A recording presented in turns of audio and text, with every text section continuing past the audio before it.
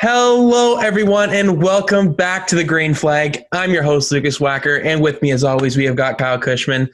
And man, Kyle, this is a big episode. It's the NASCAR regular season finale at Daytona. Lots to talk about there and dissect. Also, some news and notes, as always, to lead off the show. We had a doubleheader at Gateway for the IndyCar Series or Worldwide Technology Race, whatever you want to call it now. And then we've got an F1 race at Spa in Belgium to recap and rehash with all of you. So lots to talk about in today's show, so I don't want to waste any time. But first off, Kyle, how are you doing today? Because we have got this is going to be an exciting show for you because you got one of your favorite drivers in victory lane and a playoff implications and everything like that to go along with it. So first off, how are you doing today? Yeah, I'm doing well. I'm excited for this show. It's going to be a long one, but it's going to be a good one. Doubleheader week for us as well with our playoff predictions coming later this week. But yeah, I'm amped just to get right into things. Yeah, this will probably be our last Tuesday show for a while as we go back to class for university next week. And with our schedules, Tuesday's not looking like the greatest day to record. So we might do 2 episodes every week now, and that's double the content for you guys. So exactly, how can you ask for more? So we're going to look at to do that next week, try it out and see what works and what doesn't. But that's the initial game plan for now. But beside all that, let's move on to all the news and notes quickly before we get into recapping the Daytona race.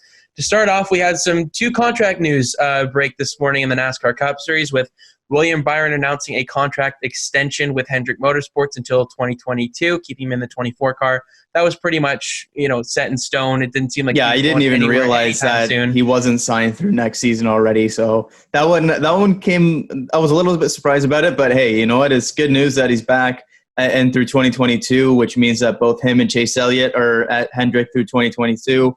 Bowman obviously through next season, and then we still don't know what's happening with the 48. But the interesting thing there is that Chad Knaus still doesn't have a contract for next year, which again, I didn't realize that. And then Liberty, obviously, his main sponsor, is signed through next year as well. So things starting to shape up here for the 24 team after a very, very good weekend for them. Yeah, I imagine Chad Knaus will stay on board. That's just to be announced. I don't see him leaving Hendrick Motorsports anytime soon. And the other signing, Aric Almirola is staying with Stewart-Haas Racing for next season. Don't know how long the contract is. It's not been officially announced, but it's been basically reported, and it's going to happen. It's Adam's turn, so it's officially not official, but it's official. Yeah, and Smithfield will stay on board, a loyal sponsor to Aric Almirola since his Richard Petty Motorsports days, and they're going to be the primary sponsor for 25 races next season. So good news if you're an Aric Almirola or William Byron fan today, just to know that they're locked up for next season and they don't have to worry about finding a new job for next season. So on more of a negative side of the silly season side of things in the Cup Series garage, Germain Racing does not have a full-time sponsor for next season. Geico has been on that car for how many years Forever. now?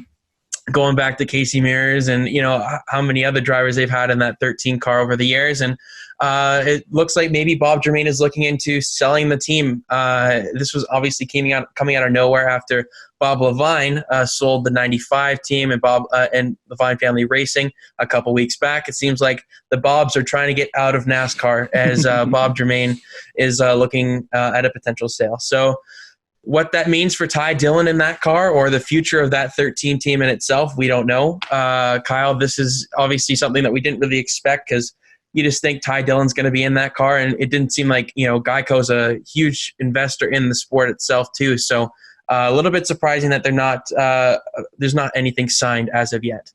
Yeah, and the key thing there is as of yet. We don't know if Geico will stay on for next season. Maybe it's in a smaller role and they fill in with other sponsorship. We don't really know right now, but right now it kind of just seems like Germain Racing right now is just kind of covering their bases, because if Geico drops out, then you have to fill an entire schedule's worth of sponsorship, and right now that's borderline impossible. So right now it seems like they're just covering their bases. Hopefully we don't have to see anything like we've already seen with Levine Family Racing this season, because that would be 2 big blows to the midfield, because you look at those 2 cars and those are cars that are not back markers, but they're in the back half of the midfield. And if you just keep having those cars get recycled further back, it's just going to dilute the product even more. So unfortunate news that they don't have anything signed yet, but fingers are still crossed that they'll be able to get things going. They'll be able to stay in NASCAR. But if they don't, the trickle-down effect will probably be pretty big, because you look at Ty Dillon and obviously his obvious relations with Richard Childress, and you look at his history there, and you probably imagine that they either go back to a 3-car team or he goes down to their Xfinity program. So there's some things that can happen there as well if they do end up shutting down. But at least for now, our fingers are so crossed. We're still hopeful that we don't have to cross that bridge. But obviously, you never want to hear anything like teams having to look at potentially selling and stuff. And hopefully, it's just Germain Racing covering their bases for now. Yeah, for sure. I mean, obviously he's got a little bit of stability in Richard Childress in there. So, I mean, I imagine Ty Dillon will still be in the sport unless he just decides that he's kind of done with the sport.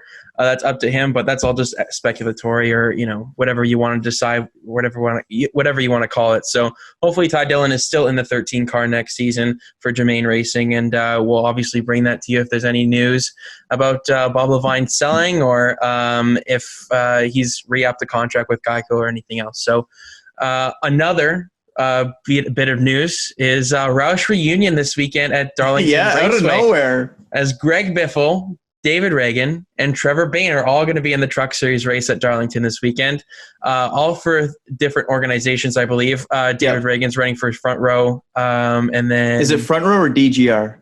I don't know. Either or. I think it's I would imagine Front Row. I'm not sure. I'll double check it. It might be the 17 truck for DGR Crossley, but I could be mistaken there. I know Trevor Bayne's running Nice Motorsports, right? Yep. And then Greg Biffle's in a GMS truck this weekend. So it's obviously we're missing just one. Carl Edwards, come back if you want to. That would be lovely to have you back anytime soon. But for now, I think that's pretty awesome that we have 3 former Cup Series regulars in the Truck Series race. Just add a little bit of excitement and see if Greg Biffle can once again spoil the party like he did last season in the 51 truck at Texas. So it's going to be very, very interesting to see some old faces in some new places, I guess you could say. Yeah. And I'm really excited to watch that Truck Series race, because they're at Darlington for the first time in how long? It's been forever since the trucks have been there, and I'm sure that'll be an exciting weekend this weekend in general, because they're all going to be running throwback paint schemes in all 3 series, and it's personally a top 2 race weekend for me. So I love seeing throwbacks, and I'm excited to see Biffle, Bayne, and Ragan back on the throwback lineup too, apparently, in the Truck Series. But yeah, they're taking it to a next level throwback this weekend. Yeah, so Ragan also is in the DGR 17 as well, by the way. All right. Yeah. And it's good to see Trevor Bayne back after his health issues and everything like that. Never thought I'd honestly see him race again, to be honest, especially in the top 3 series. He's running a coffee shop, I think, in somewhere over in the middle part of the U.S. And good to see him back at a track this weekend. And he's healthy enough and he feels safe enough to join NASCAR in their current safety protocol. So really excited to see those 3 back on track. And hopefully one of them ends up in victory lane, because who wouldn't love to see that? That'd be cool. And, finally, on the NASCAR side of things with contract news, Noah Gragson has announced a contract extension with Junior Motorsports. I got that prediction wrong with him going to Penske in our silly season episode a couple weeks ago. Your big swing didn't work out. My big swing was a swing and a miss. I've got a couple big swings that are probably going to be big swing and misses as well. But you're the first one to have it official. I'll take that one on the chin. I was pretty happy with that. When it came out, I was like, this could make sense. But Noah Gragson's going to stay in that number 9 car for at least next season. We'll see what happens beyond that. It was kind of an interesting way if he did it. He's tweeted out a picture of a pen. Kyle and I were texting back and forth. Get the attention. Really, really scary, because we did not think, we don't know if it's going to be the 48 car for Hendrick Motorsports, but because of the Junior Motorsports kind of progression system into the Hendrick Motorsports system. But thankfully, I don't want to be too harsh on Noah Gragson, but I don't think he's ready for that 48, and I'm sure Kyle agrees with that. And it's good to see that he's going to stay in the Xfinity Series for at least another season, build up a little bit more experience, and he'll be definitely in the title consideration next season, if not this season. So we'll see what happens with Noah Gragson down the road here and when he gets that Cup Series opportunity, because that's bound to happen eventually. Kyle, any notes from your side of things, or I've just got one more here?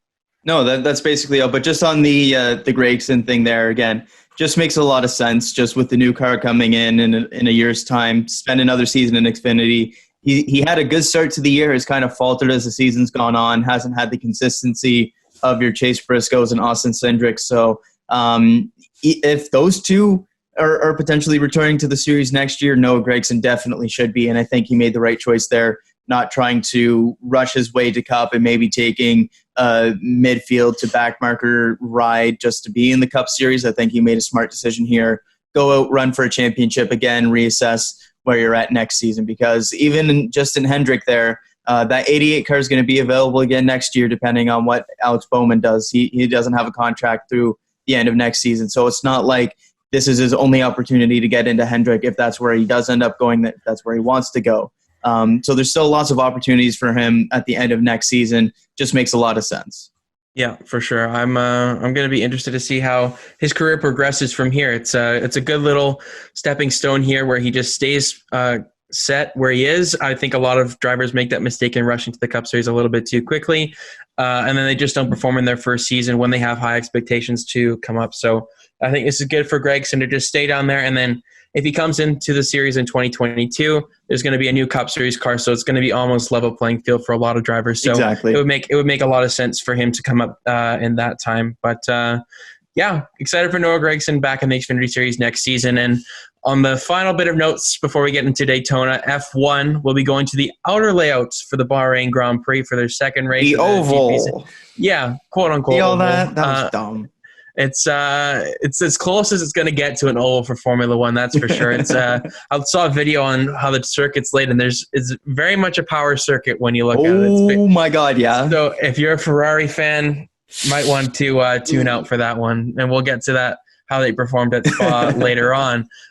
So yeah, I'm excited to see how it works. I'm glad that they're taking a little bit of a risk here and trying something different. If there's a time to do it, it's going to be about par or sub 1 second, 1 minute laps, and not 1 second. That would be insane. But 1 minute. I can't wait laps for the qualifying times. Yeah, that'll be insane to see what the Mercedes can do on that kind of a track. So yeah, really excited to see how that plays out. I'm glad F1 is taking risks this season. They're going to tracks they haven't gone to in many, many years, and they're trying new stuff. So can't fault them for trying. And this is the perfect year to do it, because that NASCAR has taken that kind of step too with going to the Daytona road course a couple weeks ago. So it all makes sense with what the motorsport series are doing with their double headers. IndyCar's trying them out. They seem to be working pretty well. Good things if you're a motorsports fan, just to see that they're willing to listen and try new things. So that's all the news and notes I've got for this week since we recorded last Tuesday. And now, Kyle, this is the big one. The thing we've been waiting for, the hype. This was an insane race. It's a long one. It's lots of news and notes. But the first kind of couple stages went by relatively smoothly and quickly. No incidents, no wrecks. But it was still great racing. But it was still great racing. And NASCAR has, I think, perfected this super speedway package with the big-ass spoilers, as Dale Jr. would like to call them. And, I mean, it may not look the prettiest, but it works. And it's provided some great entertainment over the past couple of seasons. Think of that back to Talladega earlier this season with the amazing finish between Blaney and Stenhouse. And we move on to the Daytona race this week, usually under the lights on the July 4th weekend, but NASCAR made the schedule change. This is something that was initially planned going into this season, where this is the regular season finale, and props to NASCAR for making that decision. So let's get into the race recap, as Kevin Harvick was on pole after his performances from Dover with the Formula, and sparks were flying early. They were the ride heights for some of the cars. DeBenedetto was bottoming out a lot in the corners. Stenhouse was bottoming out. Had a lot of cars sparks, but it looks so great under the lights. You can't fault them. I'd rather have all the cars look like that. And lots of side-by-side action, like Kyle mentioned. And for the first stage, it was fairly cautious, I'd say. Not too many risks taken. I mean, definitely some side-by-side, but not too much three-wide early on, as Joey Logano would win stage 1. Got that right for the bonus picked in NASCAR fantasy. Nice. That's probably about as good as my fantasy luck got for most of the race. But felt pretty good about that one, as Ryan Blaney was kind of a blocker for his Penske teammate there as the stage wound down. And Erik Jones would finish second, trying to get that win, trying to punch his ticket to the playoffs, as he was on the outside looking in. He couldn't point his way in. It was just that bubble battle between Byron, DiBenedetto, and Jimmy Johnson. And we'll get on to how that unfolded later on, as Tyler Reddick and Blaney and Jimmy Johnson all scored in the top 5 in that stage. Christopher Bell was 6th, trying to look to punch his ticket into the playoffs. Byron was 7th, getting some crucial stage points. Seems whenever Jimmy Johnson wants to score some stage points, William Byron is within 1 or 2 points of his teammate. And Michael McDowell up there in the front row car. Oh, yeah, he was. He's performed really, really well in these types of tracks. Front row as an organization as a whole always seems to show up on the super speedway tracks, And DiBenedetto would be the only bubble guy that would not get points in stage 1, finishing 13th. So now we move on to stage 2, a bit of a differing strategy there at the end of stage 1, where cars would come in and top off on the one to go before the restart of stage 2. Trying to make it to the end on fuel and stretch it just that little bit further. Some cars stayed out to get track position, while most of the Fords pitted along with some Toyotas, and most of the Chevys did stay out as well. So that set up for a bit of a different strategy for stage 2, as the Chevys would all pit about the 1/3 mark of the second stage and then they would be good to the end of the second stage, while other guys would be the Fords especially were looking to stretch the fuel for the entire stage. So the Chevys had to really, really come hard in order to try and make up the gap, pit stop gap over these guys. And they did. It was incredible to just see the ticker as it got seconds and seconds. Jimmy Johnson was leading that pack as they were coming hard, as the leaders were kind of squabbling back and forth. Lots of side-by-side up there, while the other guys were staying single file and running the fastest lap times they could along the bottom. So it set up for an exciting finish. Jimmy Johnson was as aggressive as I've seen him in a long, long time, trying to get up there and get some stage points. And boy, did he ever. A great first couple of stages for Jimmy Johnson, as Joey Logano would sweep the first 2 stages at Daytona. How about that?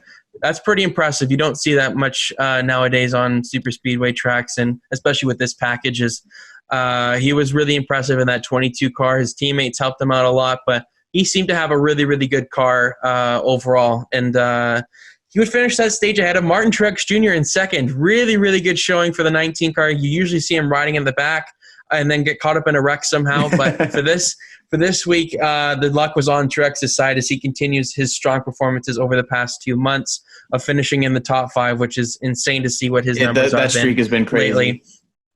Super consistent, just missing out on that win over the past couple of weeks, and really solid showing there in the second stage.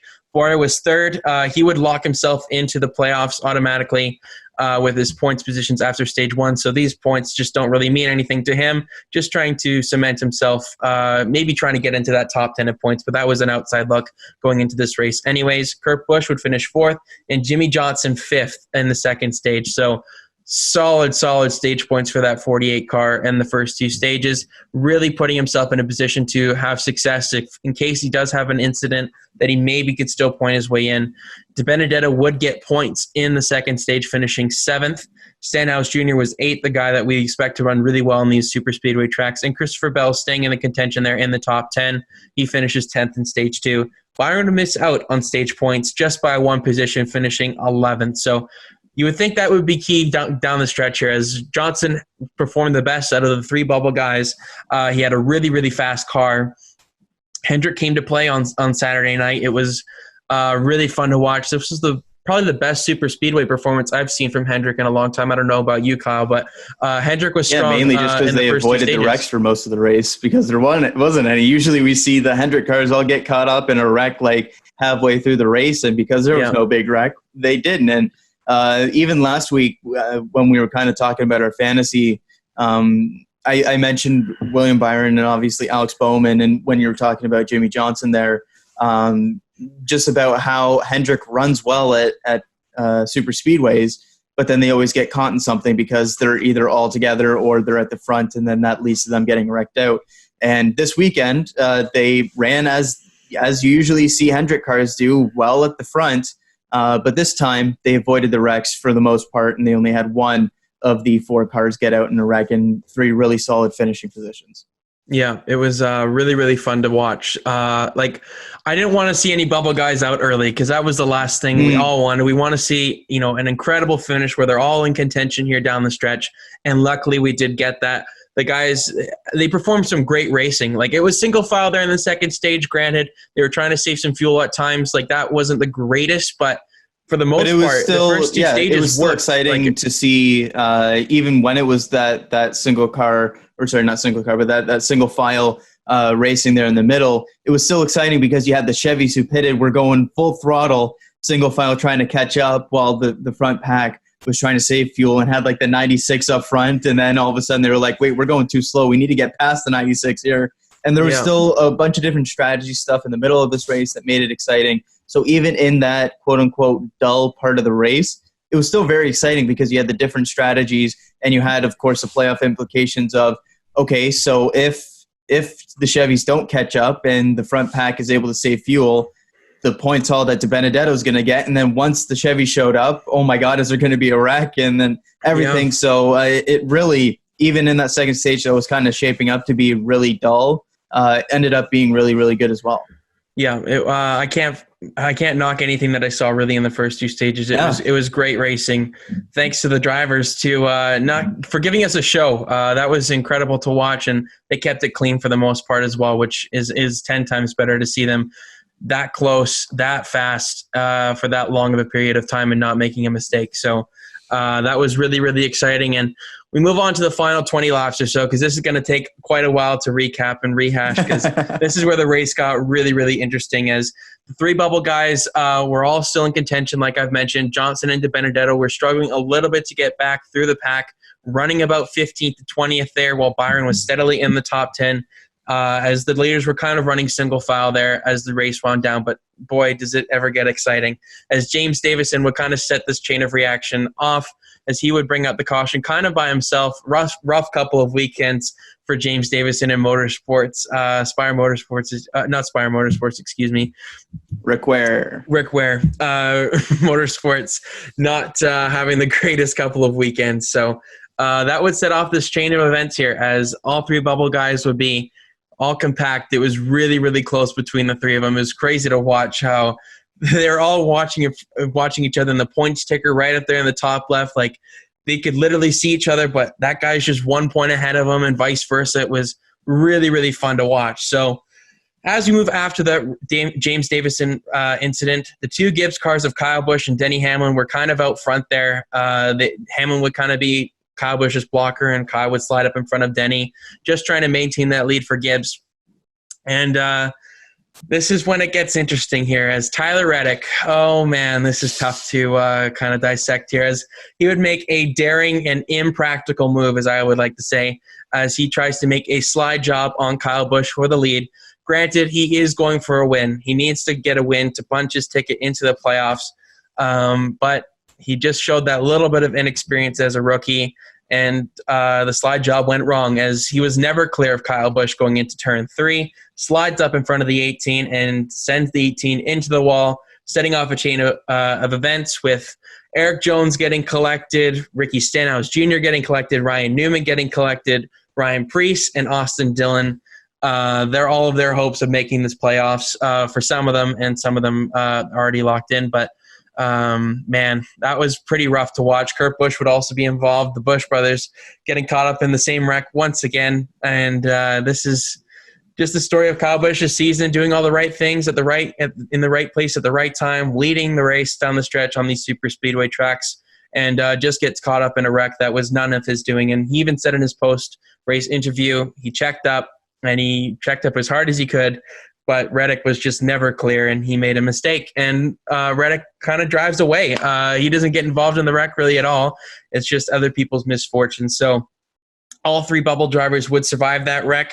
All 3 of them were right together. The camera was awesome. They had DiBenedetto, Byron, and Johnson all in the same camera shot, as they all went from the high lane to the low lane, and they all end up unscathed and no damage on their cars. So, Kyle, this was the turning point of the race, really, for that, with 8 laps to go or so around that.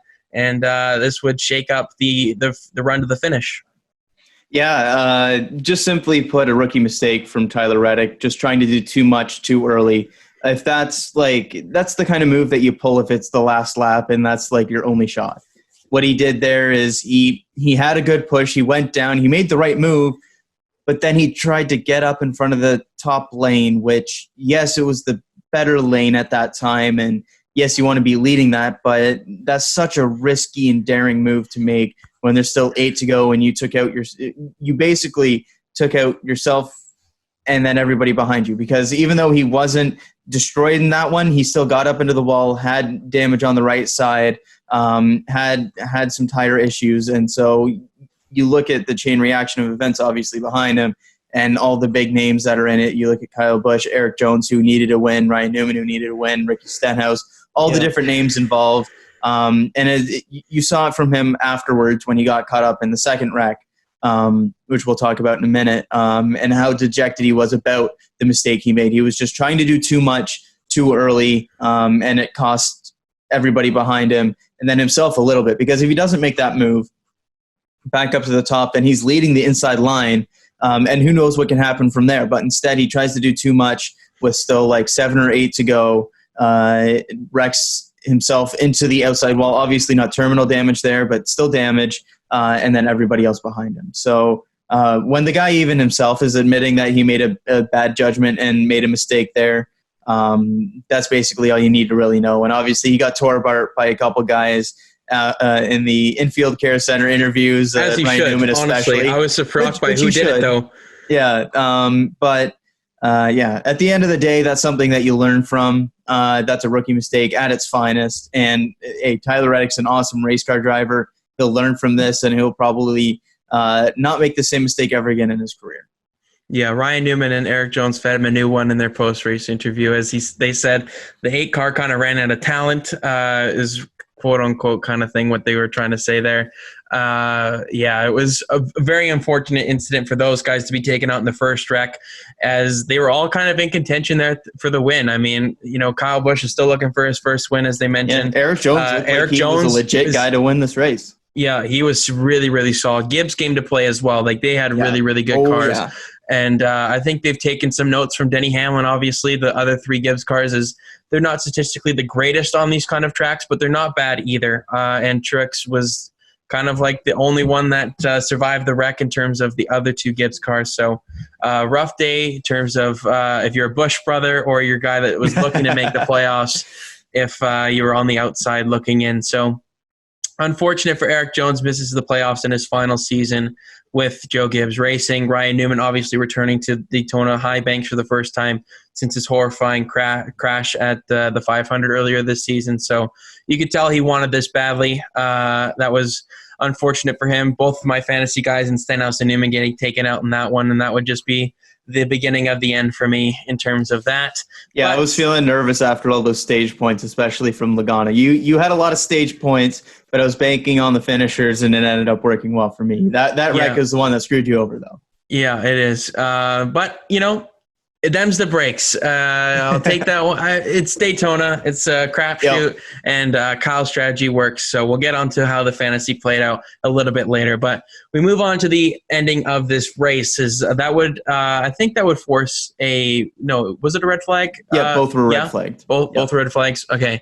And then restart with about 5 laps to go with Hamlin once again surviving a wreck on these super speedway tracks, and Reddick on the front row, as Hamlin would get the lead here from a huge shove from Logano. That car was incredibly fast, and that would set up for the final 2 laps in regular time, as we should say. As it's going to take a little bit. I've got notes here. I got to try and describe this as clearly as possible for the viewers at home. All right. So coming to 2 laps to go, Logano, with the help of Bubba Wallace, makes a clean pass to the inside of Hamlin to take the lead going into the trial hole. Hamlin would be split by both Logano and Bubba with a little help. Hamlin gets a huge shot in his rear bumper from Matt Kenseth, sending him into the right rear of Joey Logano, who's on his inside. And with Logano having no control, he has no control over his car, ends up going right and into Bubba Wallace, causing them both to check up. And then this is where it gets crazy. Byron makes it 4 wide for the lead as both Logano and Bubba have to check up. And when he makes that move, his side pipes make contact with Logano's right rear tire, forcing Logano's right rear tire to go flat, sending him into a spin in turn 1. And it was on from there. That's pretty much as best as I could really describe it there. And man, this was just an unfortunate. Bravo. Thank you very much. Thank you. That was this description. I don't know how to describe it anymore. It was as best as I could describe it from the video and everything that I've watched countless times. So Logano spins right in front of the pack. This is right at the front, and multiple drivers were collected, including Kenseth. Reddick got involved in this one.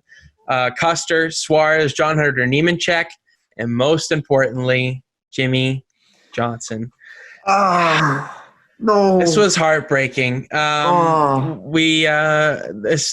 This is just not what you want to see at all if you're a racing fan. This was really, really tough to see. I mean, the 48 car was absolute junk after this. I was shocked that he could even drive it. It was torn to pieces. It looked like he had it missed.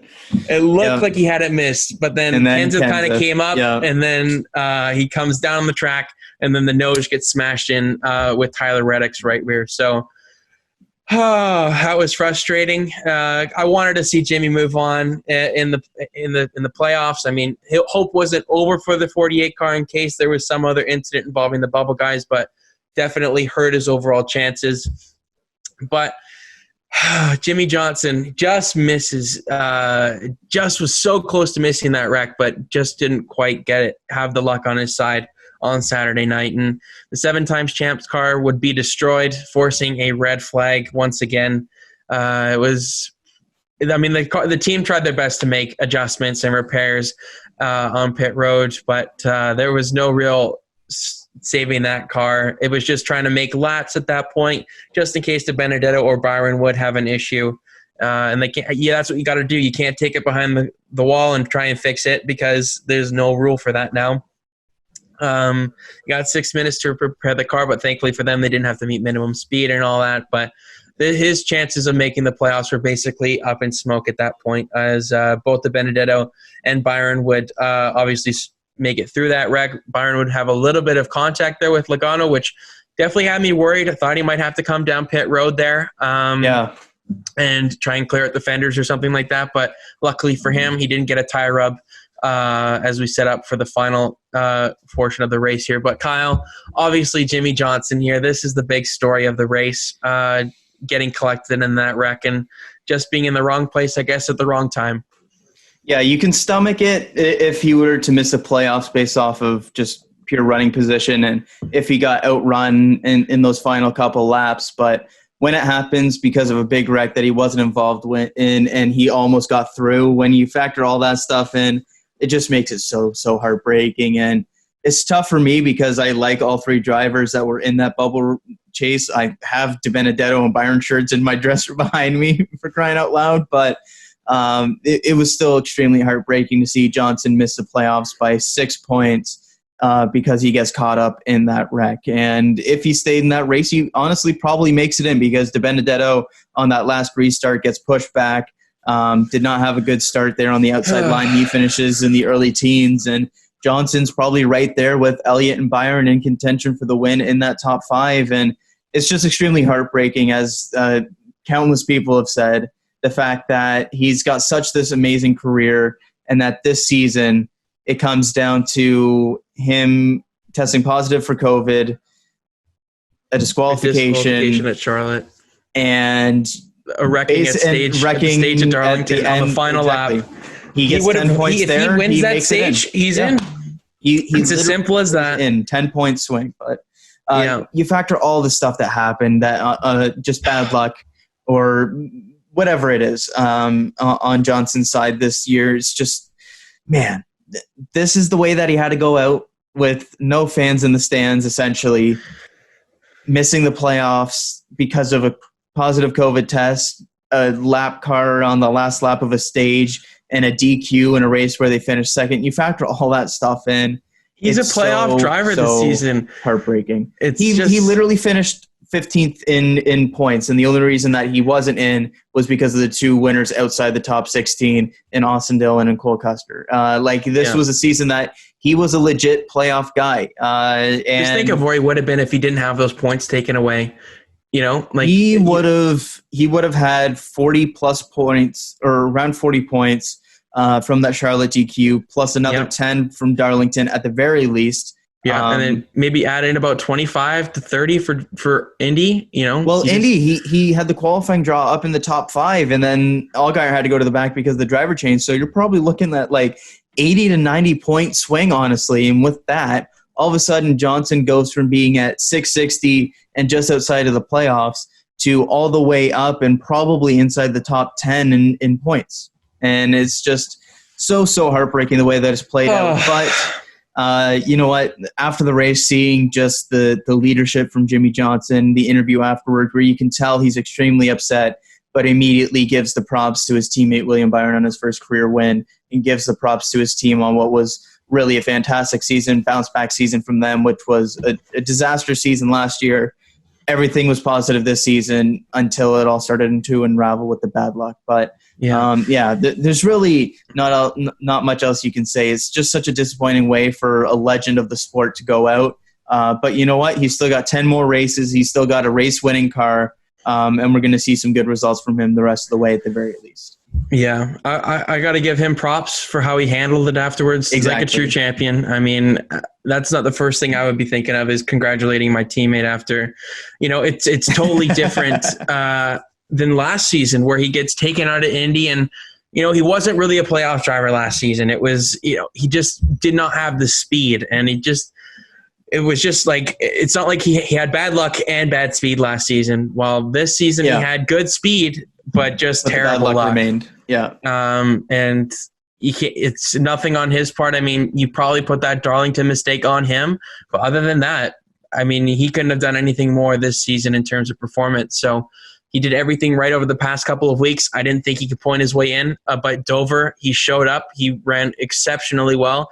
If Byron doesn't recover on that Sunday race, maybe we're looking at a little bit of a different story, but I mean, what can you say about his teammate in the 24 cars we'll get to, but kind of ushering in a new era, I guess you could say, with William Byron, while the champion and the legend of the sport, Jimmy Johnson, bids farewell at a chance of an 8th championship, a record-breaking 8th championship this season and his final season. So hopefully we get to see that Jeff Gordon moment where Jimmy Johnson gets that final win. I would hate to think that it's in 2017, his final freaking win. But that's, if you're at Dover that race, I mean, I guess that's a great thing if you see Jimmy Johnson's last win. But hopefully he gets one in these final 10 races and spoils the party for some of these playoff guys. And he's definitely got a couple of really good chances in this playoff format. I think he would have done exceptionally well in these playoffs with the way that these tracks are configured and structured for him.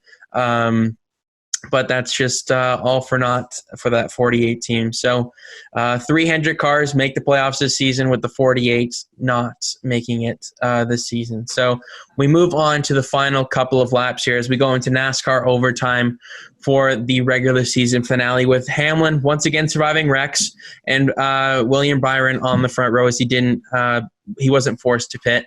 Byron gets a great push from Bowyer on the restart, sending him out into the lead, where you'd usually think Hamlin would take the lead on these sorts of things. I thought Hamlin was going to win again. He was my pick to win. I mean, you can't fault me for that. I mean, the guy just finds a way to survive on these tracks. But Byron would take the lead.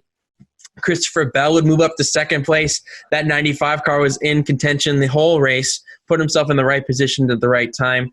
So now we move on to coming to the white flag. Martin Truex Jr. gets a great push from Chase Elliott to get to Byron's outside into turn 1. Bowyer gets turned by Hamlin, no caution. LaJoie gets wrecked on the backstretch, and Christopher Bell would hit the wall after getting a flat tire, no caution.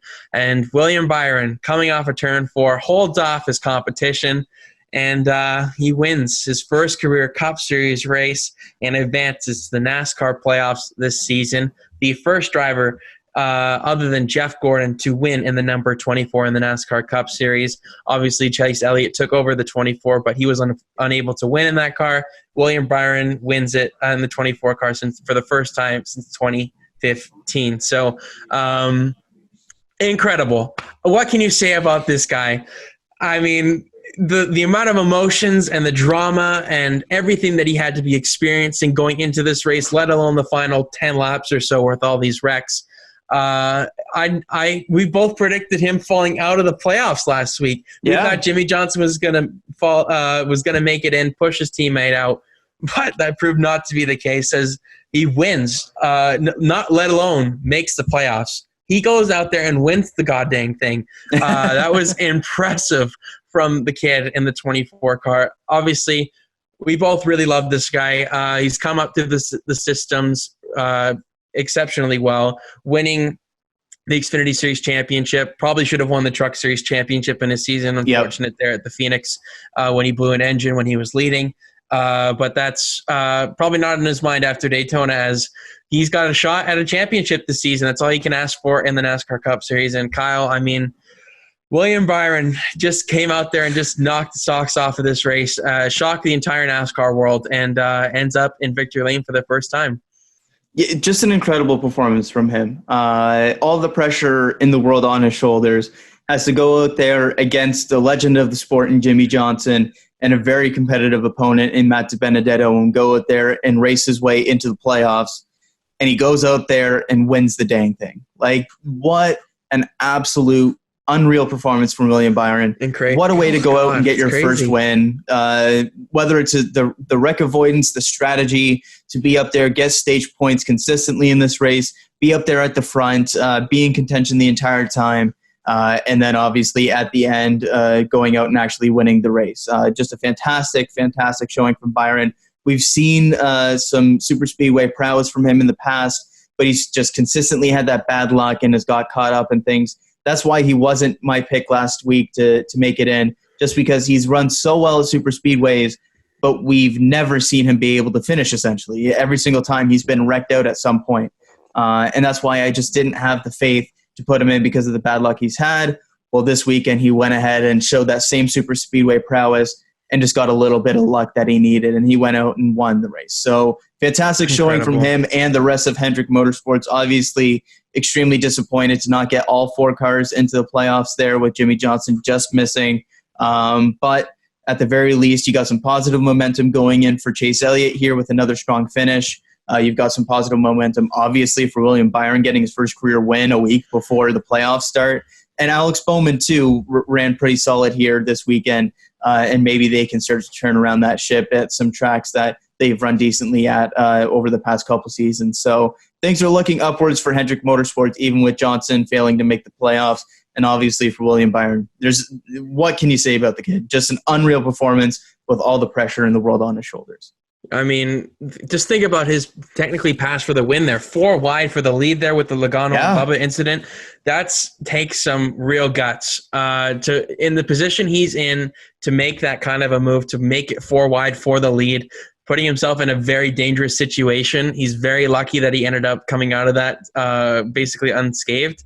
But, I mean, sometimes you just need a little bit of luck, and unfortunately for Jimmy Johnson, he didn't quite have that. Matt DiBenedetto gets the final playoff spot this season, 6 points ahead, like Kyle mentioned earlier, ahead of Jimmy Johnson. And if Jimmy finishes the race and doesn't get involved in that wreck, he probably makes the playoffs. But impressive for Matt DiBenedetto, too. He survived the wrecks. He usually gets caught up in them, but this time he was lucky enough to make it in for his first postseason appearance in the NASCAR Cup Series, showing that when given the opportunity to be in a really solid car and equipment, he can do the job behind the wheel. Obviously struggled on the stretch here as the regular season wound down, but he just ends up squeaking in by 6 points. So, I mean, that's really, really impressive from Matt DiBenedetto. We both thought in our throwing it way back to whenever it was in February, our playoff predictions, we both had DiBenedetto in there. So really happy to see that came to fruition for him. He deserves it. He's a great guy. Guido gets it done on the track this season. just by the hair on his chinny chin. But he makes it to this year's playoffs, and Jimmy Johnson obviously misses for the second consecutive season in his final season. Chackenhouse keeps his perfect record going in terms of making the playoffs every season as a crew chief. That's pretty impressive. Just to think, when he took over for William Byron's crew chief last season, he got into the playoffs, and he does it again this season. Reminds me a little bit of Aric Jones with this win in terms of getting that win and then getting a contract extension. He deserves one. I'd pay him all the money in the world after this race. He's quite the talent behind the wheel in that 24 car. So obviously Kyle's iRacing prep with William Byron over the past couple of weeks has really turned him into a playoff contender. And what more can you say about William Byron? So any kind of thoughts there to kind of wrap up the race there before we go on to the notable finishes, Kyle? Yeah, just an awesome race as a whole. Whether from a ratings perspective, entertainment perspective, the ratings are really good. Everything. A very good race and an excellent decision to make it the regular season finale. Sometimes in super speedway races, the middle of the race can kind of get a little bit dull with people just trying to survive until the end of the race. And we didn't have that in this race because of the added pressure and focus on the playoff bubble, with it being the final race. So anytime that somebody that was outside the top 16 of points went to the point, like that was awesome. Whether it was Tyler Reddick up front, Christopher Bell, Ricky Stenhouse Jr., anybody who was on the outside looking in, needing a win, going to the front, it was like, oh my God, what if this guy gets in? Like the blow-up factor of that. And then you look back further in the pack, and it's the constant jostling of positions and just seeing the playoff standings on the left-hand side of the screen just constantly moving around. I think that anything that they could have hoped for from this race exceeded expectations. It was like a 10 out of 10 race, 10 out of 10 playoff bubble race. And I think that NASCAR would be silly to make any change on that front going forward in the foreseeable future. I think it really helped. They had obviously a bubble battle to begin with going into the race. Like if it was Dover a couple weeks ago going into this race, you would be probably a little less excited because it was a 25-point gap. But when you have a +9 and a +4 coming into Daytona, that's like a couple of rows in front of you coming to the finish. So that was obviously the Dover race provided this entertainment here at the Daytona race. So it was incredible to watch. Oh man, I just can't get over it. It was insane to see these guys perform at their best and I called it. I said it would be race of the year, and I mean it's right up there with that Talladega race from earlier this year. I think the Bristol race in the playoffs could be up there as well, but that one's going to be spicy. Yeah. Yeah. Well, there's so much to look forward to down the stretch here in the playoff. The first round is unbelievable, but we move on to the notable finishers of the Daytona races. We've got Bubba Wallace finishing 5th. A slight moment, I saw a picture where he was in the lead when he was in that four-wide battle with Logano, Byron, and Hamlin, and Benedetto, and was on the I think he was on the inside or outside of the playoffs right there. They were tied with Byron, and then Johnson was just right outside of it. Insane to see that. What could have happened there, Bubba Wallace, in this season for himself to make the playoffs? What a story that would have been. But 5th nonetheless for him. Always runs well on these super speedway tracks. Just misses out on that win by 4 positions. Alex Bowman there in 7th place. Really solid showing for him. Stays out of the wrecks and led a 300 cars inside the top 10, which is really, really solid for that organization. Brendan Gaughan. Oh, man, this guy has a way of finding ways to finish these plate races in the top 10, finishing 8th in the 62 car. And I think his second to last Cup Series race. He's going to run the Talladega race in the playoffs in a couple weeks' time. But this is looking like a pretty good showing in one of his last races in NASCAR. Chris Buescher in 9th. The Roush cars look pretty solid this weekend. They seem pretty fast. Top 10, top 15 cars. Who knows what could have happened if Newman was up there at the end if he wasn't involved in that wreck. I think he would have been really, really fun to watch. But Chris Buescher finishing 9th. Pretty solid nonetheless for him. John Hunter Nemechek, after getting caught up in that earlier wreck, finishes 11th with a damaged race car. Really, really solid for the front row guys. With his teammate Michael McDowell in 14th, Matt DiBenedetto in 12th. Did what he needed to do to make this year's playoffs.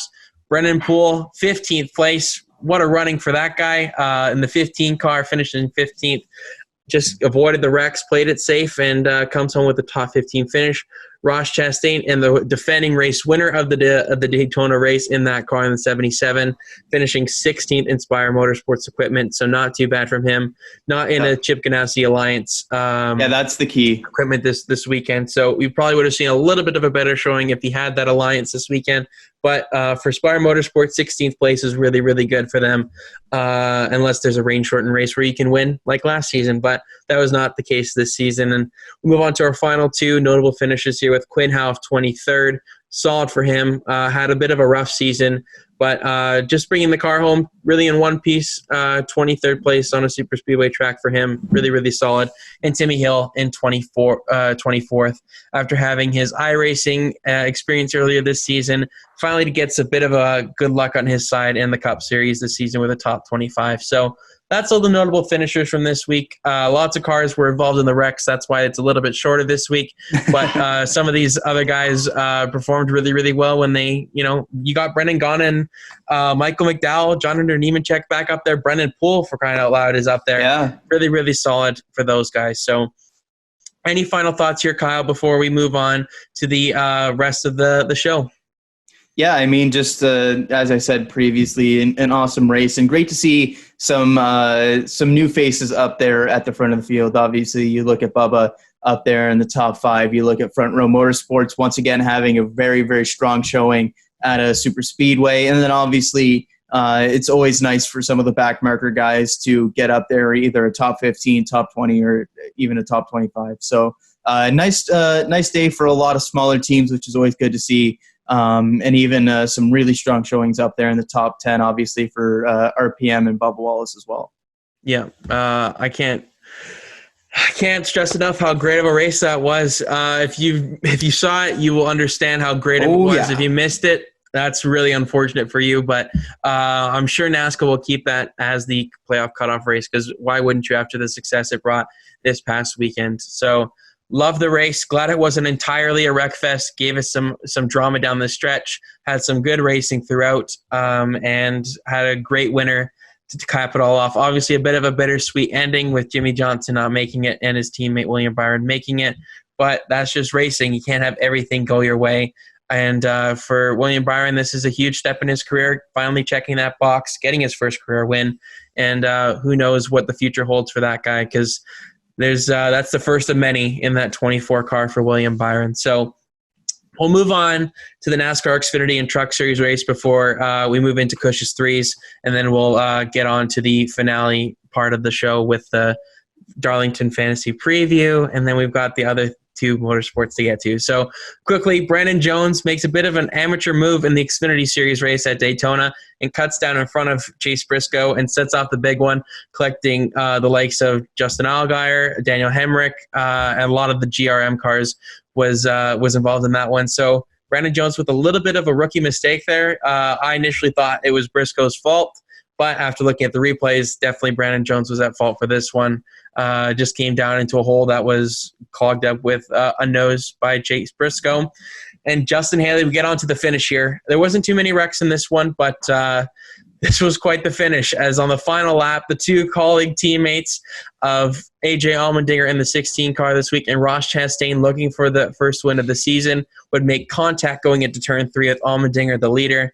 Kind of pulls off a late block, and Ross Chastain is there and spins his teammate, collecting both drivers, going hard into the wall, collecting Cindric and a couple of other drivers.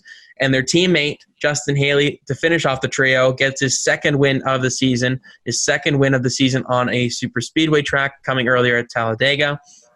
What a finish. It was pretty crazy to watch under the lights. Justin Haley, after he was kind of playing the blocker for Allmendinger and Chastain, fell back a little bit in the closing laps, but luckily for him, he was in the right place at the right time to capitalize on his teammates wrecking each other. Didn't seem like there was too much bitterness between the two drivers after the race. In terms of Allmendinger and Chastain, they were going for the win. That was their only shot, especially for Chastain, looking to finally get that win this season, and just didn't quite get it done. And Haley's proving himself quite the driver on these super speedway tracks. So really impressive stuff from him there. We'll move on to the Truck Series race here as Tall Gilliland win the first 2 stages and look to have the opportunity for his first career Truck Series victory. Long time coming for him. Second, really? Yeah, when did he won win last year at Martinsville. Oh, that's right. That's right. Oh, in the race cut away. Yeah. Oh, man, that's right. I totally forgot about that. Way to keep me honest there, Kyle. That's all good. That's all good. All right. That's a mistake on my part. But you know what? First one in the Truck Series for front row. How about front row? How about that? Yeah, we'll go with that. That's what I meant to say. Yeah. And Todd Gilliland, luck would not be on his side in the case of Jimmy Johnson's kind of luck this past weekend, as well as Sheldon Creed would make an overly aggressive move going into turn 1 and take out Todd Gilliland and putting him into the wall. Bit of an aggressive and I don't know how to really describe it, really. I mean, it's a bit of an iffy move by Sheldon Creed there. And Sam Mayer would actually take the lead from that incident. And it seemed like he was in contention for his first Truck Series victory. I'm right on that. I know yes, that. You are. You're right on that one. And unfortunately for him, he would mess up the restart with 13 laps to go, just not getting through the gears whatsoever. And the inside line just takes off. Sheldon Creed was on the inside line with the choose cone rule. He picks the right line. And he would hold off his teammate, Brett Moffitt, and gets his 3rd win of the season. Obviously, a little bit of tension there after the race in terms of he knew he screwed up with Sheldon Creed. And Todd Gilliland, I mean, he wasn't too pleased with Sheldon, but not, as mean as Ryan Newman and Eric Jones were to Tyler Reddick, let's say. So Creed is expecting retaliation at some point here from Gilliland. And I would expect it as well. It just seems like that was kind of a dirty move by Creed, and especially for someone like Gilliland who's in the playoff race there trying to make it and needs a win to lock himself in. Yeah, that was a really good opportunity for him, but that would not be the case on Sunday, actually, for the Truck Series race this weekend. So that's kind of all the wrapping up the thoughts of the 2 races and those 2 series over the past weekend. Now, Kyle, we move on to your segment of the show with Cush's threes for the Daytona regular season finale. Now, before I do get to Cush's threes, Steve Phelps apparently was on a conference call. So there's a bunch of different stuff from Bob Pockris. Would we like to get to that after Cush's threes or wait till the end of the show? We'll do Cush's threes first, I think. We got to just kind of wrap up Daytona and then get to this stuff afterwards or at the very end. We can do it at the very end. Let's keep the listeners waiting until we go to the end here. I like it. Okay, for Cush's threes, number 1, he finished first. Of course it is. It's my boy, William Byron. Going out, all the pressure in the world, as I already said. Going out, getting the stage points he needed, and winning the dang race. Just a fantastic showing from him. And yeah, there's really not much else you can really say. We've said it all already in the show. Fantastic showing from William Byron, more than deserving of that contract extension after that. And he gets the number 1 place on Cush's threes. Number 2, he was up there almost at the end. Bubba Wallace, a top 5 performance, great showing from him and that Richard Petty Motorsports team. Just great being up there at the front, showing his prowess once again on the super speedways. We saw him up there at the finish of a Daytona 500. We've seen him in contention time and time again at the super speedways. And this time he gets the finish that he actually deserves. Up there in the top 5, avoided that 4-wide wreck. Just wasn't able to quite get there after the restart and get up there for the win. But 5th place finish, that's all you can really ask for if you're Richard Petty Motorsports. Almost getting up there for the win, but a fantastic showing from them. And another top 5 for that team. Just keep counting them up. They've been fantastic this season. And number 3, it's the guy who was always overlooked time and time again at these super speedway races. I think it's like the second last time that we're going to see him in the Cup Series before he retires at the end of the season, and that's Brendan Gaughan. I mean, how many times have we seen this guy up in contention these last couple of seasons at the super speedway races? It's been incredible to watch him, whether it's the flip last year that he landed at Talladega or this year where he's gotten top 10s. Maybe across the board. I think there was maybe one where he wrecked out early this season, but he's looked fantastic time and time again at super speedways in that underfunded part-time team, and an 8th place once again after basically out of nowhere, essentially. Like, I didn't see him once during the broadcast, then all of a sudden the ticker's going across at the end of the race, and Brendan Gaughan was up there in 8th, as per usual. Just a fantastic showing from him, staying out of the trouble and getting a top 10 finish, which is honestly what we're accustomed to seeing from him at super speedway races, but I don't think we really acknowledge what kind of performance that is enough. A part-time, underfunded team going out there at super speedways and consistently being in contention for top 5s and top 10s is fantastic stuff. But to the negative side, and it was kind of tough to pull out a ton of negatives from this because it's one super speedway racing. So if you've got a bad finish, it's likely because you got caught up in a wreck that somebody else caused. So I kind of had to grasp at some straws for this one. But the one clear one for me was Tyler Reddick. I mean, he was up there in contention the whole race, but then he goes and causes a wreck basically himself, going up there trying to block that outside line, get up there when it wasn't a possibility. It was way too tight. He was clear for maybe like a half second, not even, and gets up there. The entire top line has to check up. Bush gets into the wall, Jones goes around, and then everything happens behind them. So the number one negative side of Cush's threes for me is Tyler Reddick, just because he made that rookie mistake that cost a lot of people some good finishing positions. But other than that, there really wasn't a ton to really look at on the negative side. There were some people that were up there all day at the front. There was the people who stayed at the back and tried to make their way up to the front at the end of the race that got caught up in trouble.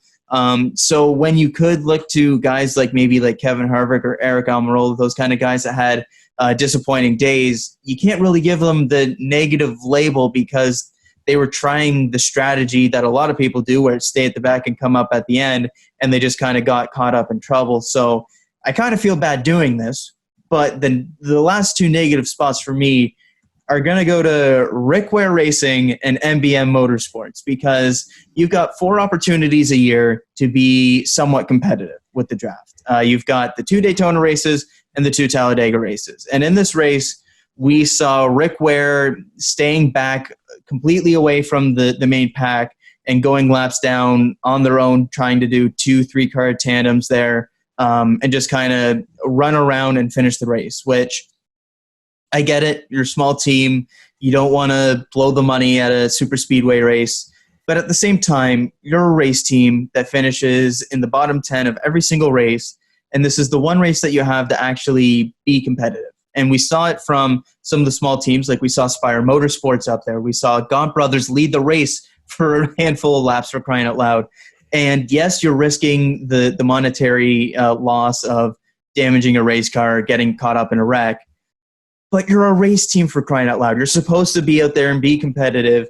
And at super speedway races, this is the only opportunity you have to get a legitimate top 10, top 15 finish. And when you're going multiple laps down, just running on your own, being slower than the pack, and just trying to finish, I get it from a money point of view. I get it from trying to salvage your equipment.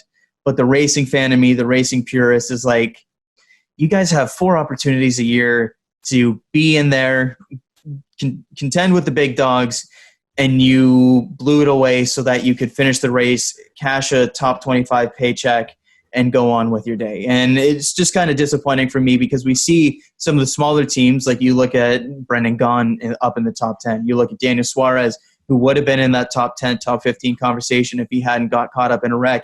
He led laps, for crying out loud, in this race. You look at even Germain Racing, which is obviously a step up from that, but a small team, they're in there in that conversation. Even different teams like Spire, as I already mentioned, top 6, finishing 16th, I believe it was, and legitimately running up there. Even the 15 car with Premium Motorsports and Brendan Poole up there running. And so it's kind of tough on them because I understand why they need to do it. But when you're a Rick Ware Racing or an MBM Motorsports, and you only have a certain amount of chances to actually compete in a race and be up there with the big teams and actually get some TV time because of your actual performance and not because of a wreck that you've caused, it's a little bit disappointing for me to see them just run around there, go 3-4 laps down just based on pure speed and finish ahead of the guys that wrecked out. So that's Cush's threes for me. Obviously, the super speedway ones are a little bit weirder. We'll be back in the regular format of it come next week at Darlington. And I feel bad crapping on a couple of the smaller teams there, but for crying out loud, take your chance when you get him and actually run up front. So that's Cush's threes for me. Your thoughts? I agree with all that. I mean, it's so difficult to pick a negative from a super speedway race. I mean, it's just a crapshoot. If you're involved in a wreck, like you said, you're probably going to be finishing in the 30s, but you can't really put that on a negative. I mean, Tyler Reddick was the only one because he kind of forced that wreck there. Just was a bit over aggressive there on that incident late in the race there. So I would attest to that too. I mean, you can't really put it on anybody else. Everybody else is just kind of getting collected in that incident. And same with the other one with Logano and Bubba. I mean, that's just super speedway racing. That's just super speedway racing in the final 2 laps. So it all makes sense to me. I mean, you can't Byron and Bubba. That's probably about as great as you can get, along with Brendan Gaughan. I mean, I can't fault you on any of those. So that was a great addition of Cush's threes for this weekend. I'm sure it'll be a little bit easier to predict and discuss a little bit next weekend with Darlington. So do you want to move into the NASCAR fantasy portion of the show then? Let's do it, yeah.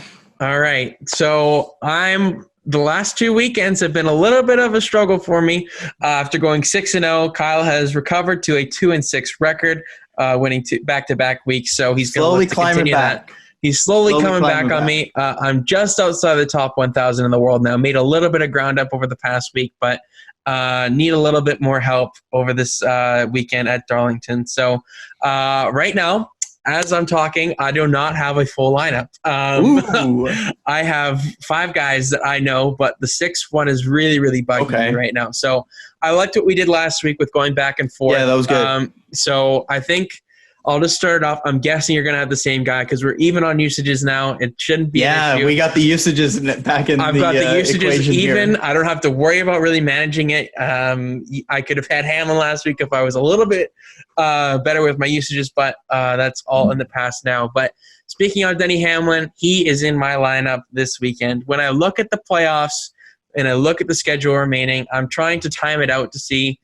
I mean, he's going to be in the championship 4 in Phoenix. I mean, it's going to take some sort of miracle for him not to make it there. I mean, the only round I could see him really, really struggling is the second round with the crapshoot of the Roval, Talladega, and he's not the greatest at Vegas, if that track is even on the playoff schedule as we look later into the show. But Denny Hamlin, unbelievable numbers here in his career at Darlington with an average finish of 7.19, almost unheard of for him on any sort of track. I mean, those are insane numbers. 9 top 5s in 16 starts, 574 laps led, and of course 3 wins there. And he won the race earlier this season. This is their 3rd time at Darlington this season. These drivers have the practice. Obviously, it's a little bit different in terms of the conditions and the temperature, but they ran a nice night race earlier this year in the month of May. So it's not too far off. I mean, it's in the summer heat, so maybe that'll play a little bit of into the drivers, or there may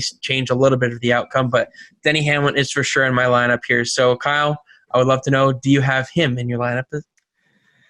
I am unsure if I have Denny Hamlin in my lineup. Really? Because I am currently debating as to what strategy I want to go with in these playoffs. I don't know if I want to load up a couple races and have Harvick and Hamlin in my lineup in a couple races, or because it's 5 usages each, and obviously there's the 10 races, I don't know if I want to split it evenly and have one of the 2 big dogs in basically each opportunity. So I'm a little uncertain. So I'm gonna leave I'm gonna leave Hamlin out for now.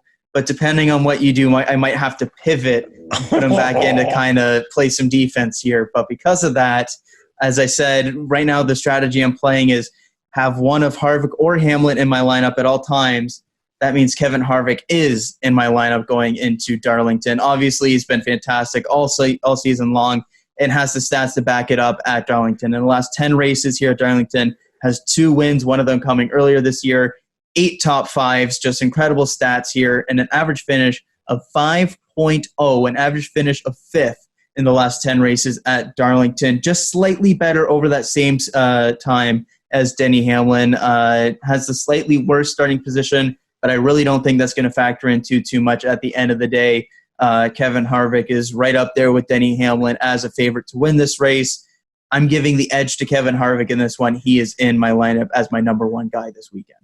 Interesting. Okay, just to clear it up for the viewers and the listeners, there's a different format coming into the playoffs. Yes, all usages reset. Everybody has 5 usages for every single driver, unlike previous years where you had to have 3 playoff guys, 2 non-playoff guys, and your garage driver had to be either a non-playoff or a playoff. And then if you wanted to swap somebody, they would have to be for that specific sort of category. If you're a playoff driver, you had to swap for a playoff driver. If you're non-playoff, you had to swap for a non-playoff. So this season, that is not the case. It is 5 usages. You can use as many playoff drivers in your lineup as you want every week, and as many non-playoff drivers as you want every week. So I like this format a little bit easier. It's a little bit easier to comprehend, and it makes it a little bit more fair. 5 usages instead of 3 last season, which was pretty hard to manage, but 5 usages this year is quite the load up with you when you consider you can have them for 50% of the playoff races. So I'm excited to see what happens down the stretch here with this. So obviously, I have Kevin Harvick in my lineup as well this weekend. So I'm going with a double of Hamlin and Harvick because when I look at the schedule, I love Harvick on the 1.5 miles, obviously. But I think there's a lot of tracks in here that Harvick is not that great on. I don't like him at Richmond. Yeah. I don't like him at Bristol. I don't like him at Talladega. And I don't like him at the Roval either. So that's automatically 4 out of the way. With 6 races remaining, you have to imagine he's going to be in that championship barring a miracle. So you probably will put him in there because he's going to be in contention for the championship this season. So I've got 6 races kind of where I'm looking at Harvick to use these playoffs. And I'm going to throw one out here with Darlington out of the gate because I think that 4 car, he won here earlier this season in the return to NASCAR race in the first race back from the pandemic. And he just has incredible numbers here, like Kyle mentioned, over his last 5 starts here, an average finish of 4.2, 1 win, 4 top 5s, and 191 laps led. I mean, what more can you say about Kevin Harvick here? He's been incredible this season, leads the series with 7 wins. I think he might add an 8th to his trophy cabinet for this season. So Harvick is in my lineup this weekend. Hamlin and Harvick, well, those are 2 locks for me. When I look at Hamlin's numbers on some tracks, this is probably his best statistical one. I mean, these playoffs really line up well for Hamlin in terms of his playoff ability and his driver ability and track history. So I think this is a really great weekend to use Hamlin. He's going to be starting up front as well, going to get you probably some stage points. They have knowledge about the track, so this is huge. This makes a big difference for me that they've gone to the track this season and they know how to set up the car and what worked and what didn't. So Hamlin and Harvick are in my lineup this weekend, and my third guy is going into is third in the playoff standings coming into this is Brad Keselowski. I have him in my lineup this weekend. That 2 car, I always think he's great around here. Solid numbers here in his career with an average finish of 10.38, 1 win, 5 top 5s and 13 starts, and 380 laps led. So not too shabby there for the 2 car. He's going to be running basically a non-throwback paint scheme this weekend, which is unfortunate. The Miller cars are always so fun to see for the Darlington throwback, but unfortunately, it's a discount tire paint scheme this weekend. But don't let that slow you down in putting him in your lineup this weekend. I think Brad Keselowski will be really, really strong. May not have the greatest starting position. I know it's in the top 10, but it's not in the top 5 necessarily. But I think that he's going to be a pretty strong candidate for a top 5 finish on Sunday night. So, Kyle, what have you got for your third guy for your lineup? My number 2 guy, actually. That's right. You don't have Hamlin. Yes, I do not have Hamlin. But you were mentioning this a little bit earlier. Obviously, it's a rare time that we're going to a track for a 3rd time this season. There's a lot of different data that you can pull from the 2 races that they ran back-to-back earlier this year. And we've heard it time and time again, the practice thing, everything in relation to the practice time. All right. I'm making the pick. I'm putting Kyle Busch in my lineup. Basically, all this season has been a write-off to him for this point. But here, he gets a clean slate, and he starts at a track that they ran at twice this year. He already had a good finish here this season. And you look at it. Controversial finish. A controversial finish regardless. But he was still up there at the very least. But it's going to a track for the 3rd time. They have tons of data to pull from. And I feel like this is kind of shaping up to be a decent run for Kyle Busch. Obviously, he was up there at the front at Daytona, got wrecked out in the Reddick incident there. But he's been solid here at Darlington, and I feel like it's shaping up to be a good weekend for Kyle Busch here. The last 10 races at Darlington, 4 top 5s, 8 top 10s, an average finish of 7.4.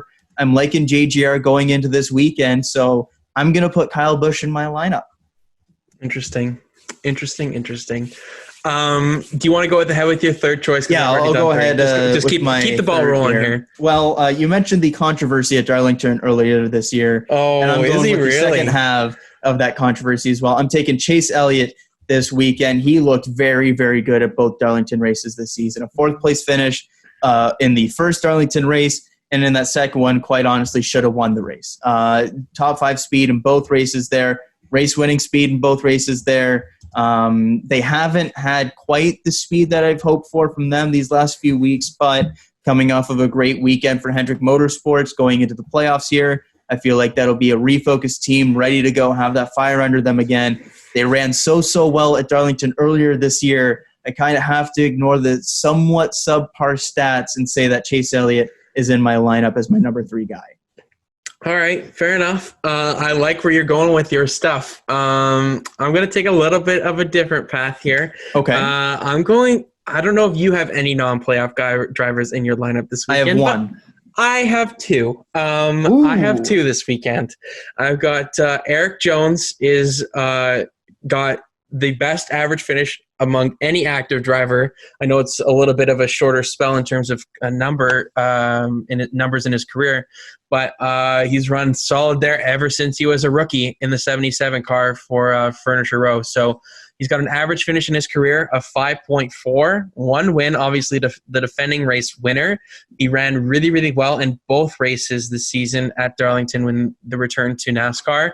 3 top 5s and 5 starts, 106 laps led, most of them coming obviously last season in the Southern 500. But I think that's huge for him. I think he's out there to prove something in these final 10 races. He's racing for a job.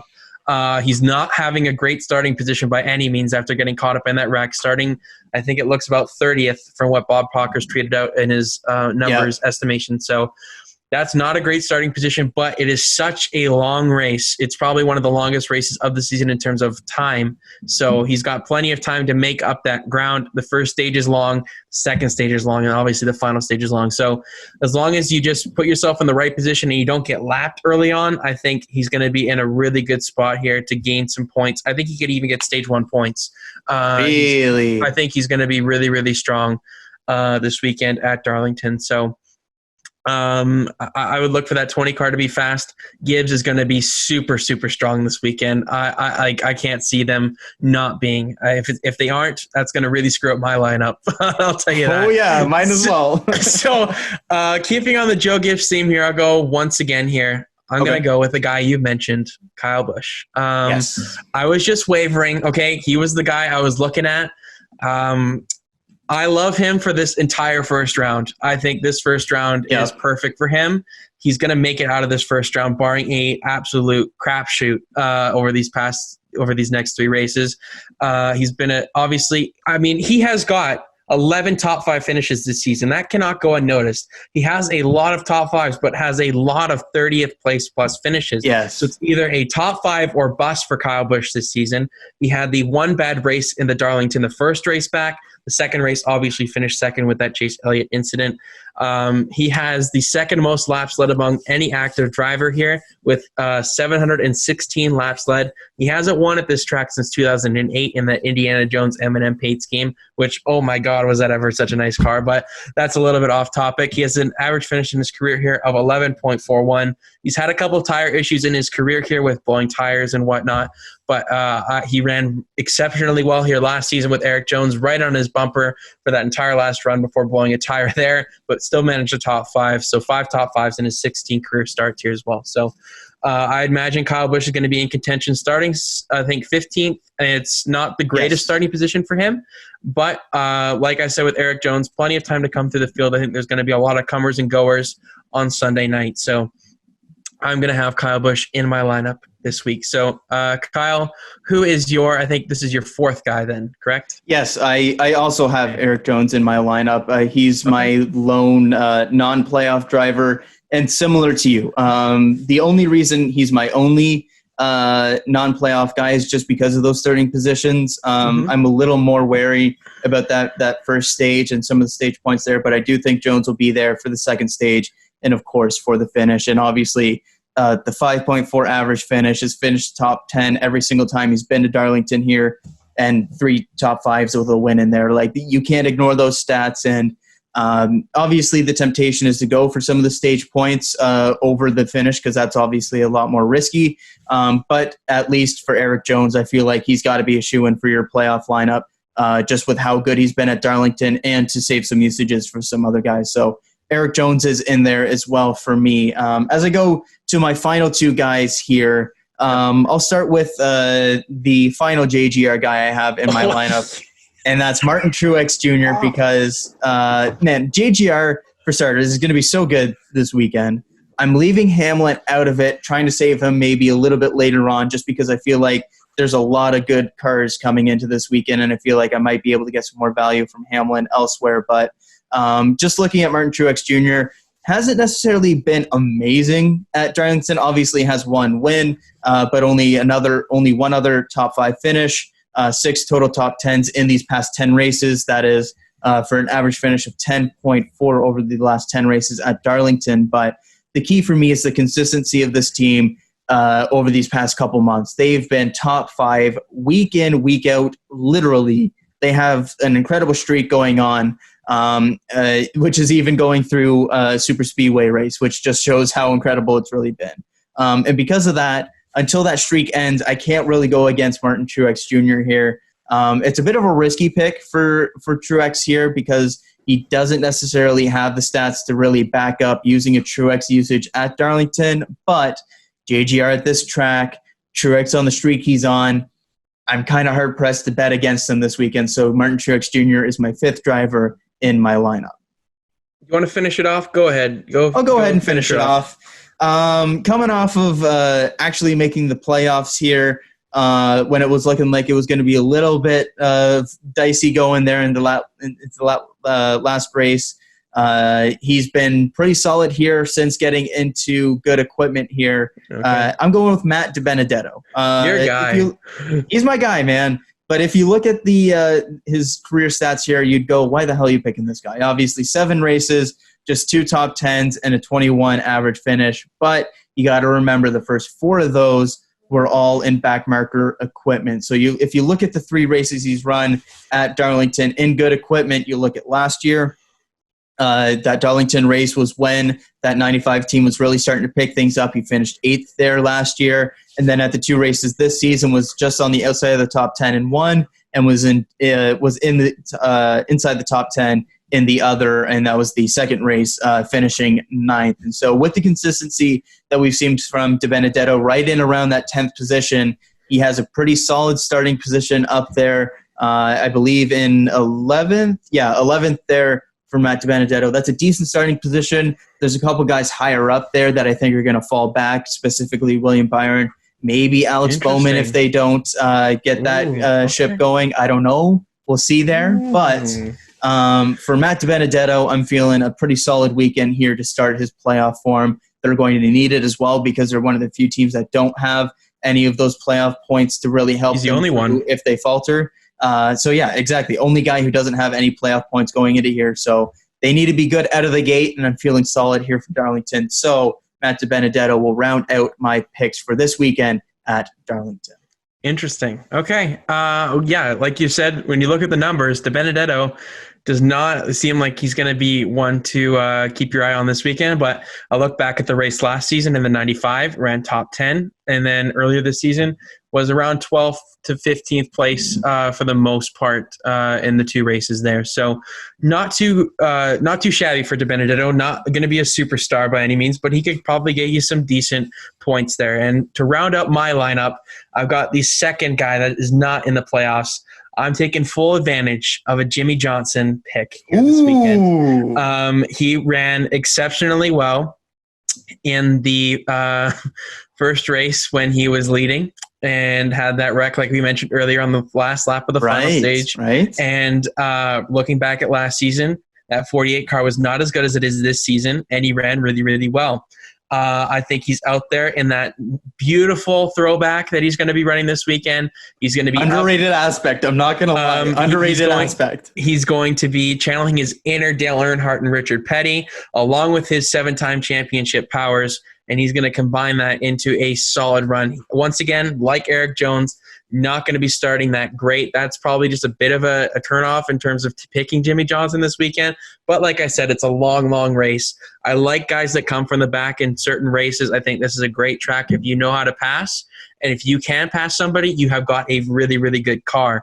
So I think Jimmie Johnson, as long as he keeps it out of the wall, takes it easy in the first little bit here and puts himself in the right positions, I think you're going to see that 48 car up there in the mix for a really, really good run. So to round off, that's my lineup. I've got Hamlin, Keselowski, Eric Jones, Kevin Harvick, Jimmie Johnson, and Kyle Busch. So obviously some honorable mentions are some of Kyle's lineup with Martin Truex Jr. and Matt DiBenedetto. I did have them both there. Tyler Reddick, I thought, was a great one. He ran exceptionally well in 2 races this season. Rim right in that wall. Just kind of made some mistakes there. Where Reddick was a guy that I thought about potentially as one of the other non-playoff guys because he is, again, in that mid-20s range into the starting position. 10th. But hey, he's been pretty solid here. So that's definitely, if you're looking to save some playoff guy usages, Reddick's definitely one that's a decent show.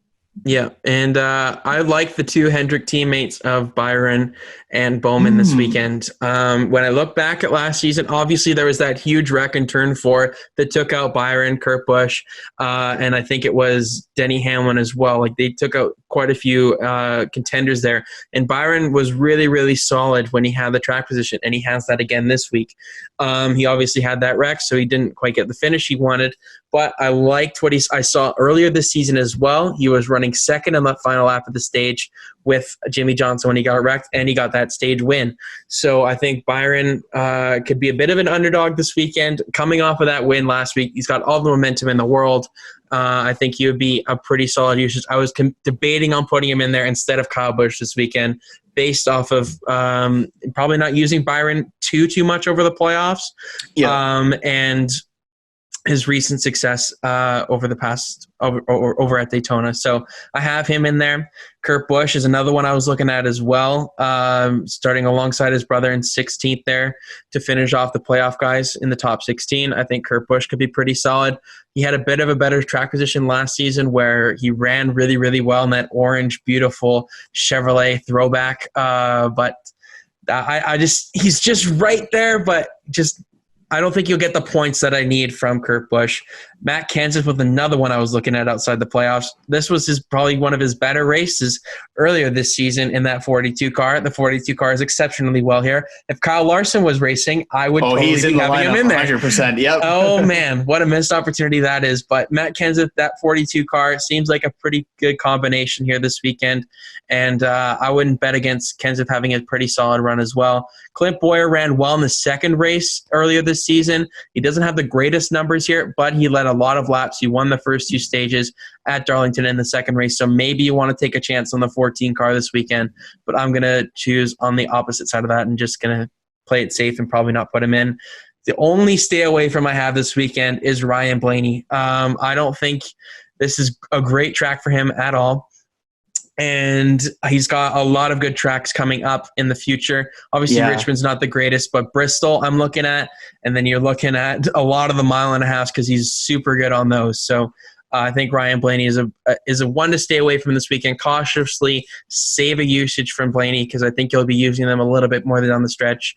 Obviously, a great usage at the Roval and Talladega where you're trying to maybe save some. I think that's where Blaney will come into really good usage. So that's kind of all my fantasy news and notes for what I'm looking at Darlington this weekend. It's going to be tough to just try and think on who's going to come out on top with the Gibbs or the Hendrick guys with Chase Elliott and Kyle Busch kind of going head-to-head this weekend for the first time at Darlington since that incident. And you don't have any Penske guys this weekend, which I was kind of shocked about with Keselowski or Logano. But I got the Penske satellite. But you got the Penske satellite, which is interesting. So JGR expect to be really, really strong this weekend. Yeah. So before we move on to the other stuff, who's your winner pick for the playoff opener this weekend at Darlington? I have the extremely exciting pick of Kevin Harvick. He's got the stats to back it up. It's one of these tracks where we've seen it already this year where Harvick and Hamlin have both won at this track. We're going to it for the third time. A piece of me wanted to pick Kyle Busch, but I don't want to excite you that much, so I'm going to go with Kevin Harvick. I don't want to excite myself that much either. I'm thinking Kyle Busch too, but I don't want to get my hopes up. So you know what? Screw it. I'm going to go with Denny Hamlin. It's why not? It's 2020. It's predictable. And I think Hamlin's just too good to be stopped right now. He's got to even up the win total with Harvick. I thought he would have done it at Daytona, but I'm going to double dip, and I'm going to go with Hamlin this weekend at Darlington. So hopefully I can take advantage of you not putting Hamlin in your lineup this weekend. I hope that's a massive mistake, but I'm going pretty heavy here with Hamlin and Harvick, because I think the goal. Yeah, you're coming into the gate swinging. Super strong. I have to get back on track, man. It's gonna be tough to upset you this weekend, but we'll see what happens if I can go 7-2 or it turns into a 3-6 record for Kyle. So that's everything that we've got for Darlington this week. We will do a playoff predictions video and podcast later this week to get our full predictions round to round, driver to driver, see who's strong, who's not at each track, and then we'll give you our championship predictions then as well. So that's all the NASCAR news and notes that I've got for then, but then we'll go on to the Bob Pockrass news at the end of the show before we wrap up. So we'll move on to Formula One. We'll try and keep this pretty quickly here. We'll go into qualifying initially here before we get into the Antoine Hubert and everything like that. Yes. With, paying respects to him. So qualifying, we've got Kimi Räikkönen, Grosjean, Giovinazzi, Latifi, and Magnussen all knocked out in Q1 as per usual. The Ferraris were right there getting knocked out in Q1, but they just managed to squeak on through to Q2. Kvyat, Gasly, Leclerc, and Vettel and Russell are out in Q2. Leclerc, the defending race winner, does not make it to Q3. Ferrari was abysmal this weekend at Belgium. So bad. There is no pace on the straightaway after that was their strongest attribute of their car last season. But obviously with everything that happened in the offseason with the power unit, with the FIA and everything like that, that kind of got stripped of them their advantage there when it came to horsepower. And it's definitely showing at Spa, and Monza is going to be an even more of a nightmare for that Ferrari team, the Tifosi. So we'll move on to Q3 here as Lewis Hamilton wins pole for the 93rd time in his F1 career. Is that good? It's not too bad, I'd say. And he dedicates his lap to the late Chadwick Boseman, the actor who played so many iconic roles. 42, Jackie Robinson as a sports fan. That was obviously an incredible performance. Black Panther, as he's most well known for his Marvel performance. Obviously, respects to him and his family during this difficult time after he lost his 4-year battle with colon cancer that he kept privately. And, what more can you say about him? He was an incredible person, an incredible actor, and I'm glad Hamilton and a lot of other people around the sports world paid tribute to the actor that meant so much to the Black community around the world. And it's going to be we will be sorely missed. And Hamilton definitely paid tribute to him on the track this weekend at Spa. So thoughts and prayers to his family, and hopefully we'll all recognize him in the future with his efforts on screen and what he did for the Black community in Hollywood and everything else. So we'll move on here as Hamilton was 0.5 ahead of Bottas. An incredible performance by Hamilton, definitely racing for Boseman on the Saturday and the Sunday. Verstappen P3 as he usually is in the Red Bull, just that little bit behind. He was very close to knocking out Bottas in P2, but just didn't quite get it done, followed by Ricciardo, Albon, Ocon, Sainz, Perez, Stroll, and Norris completing the top 10. So lots of parity there in terms of the manufacturers with Mercedes, Red Bull, Renault, Racing Point, and McLaren all taking up the top 10 spots. So those are definitely the top 5 manufacturers and top 5 teams, in Formula One right now. I don't think there's really any debate about that. AlphaTauri is right in there, but they're just not quite there on the Saturday, but they definitely have the pace on the Sunday. So here we go into the race, and it's obviously a bit of a sorrow start to the day as we pay tribute to Antoine Hubert. Obviously, the F2 racer that tragically lost his life last season in an F2 race at Spa. It was a 1-year anniversary, I think it was yesterday, since his horrific accident, and an up-and-coming star in Formula One. Obviously, a really, really good friend with Pierre Gasly. An emotional weekend for the Frenchman as they were roommates growing up, and they came up through karting and the junior programs and everything together. And sad day, obviously, to come back to Spa. It was a horrific crash. I mean, everybody was shocked at you never usually see deaths in motorsports as much anymore. And Antoine Hubert was an unfortunate casualty to the race last season. So thoughts and prayers to his family during this difficult time on the 1-year anniversary for him. And they definitely raced for Hubert on the Sunday. It was obviously not the greatest race, but an emotional one for the drivers nonetheless. So props to F1 for paying respects to him and his family.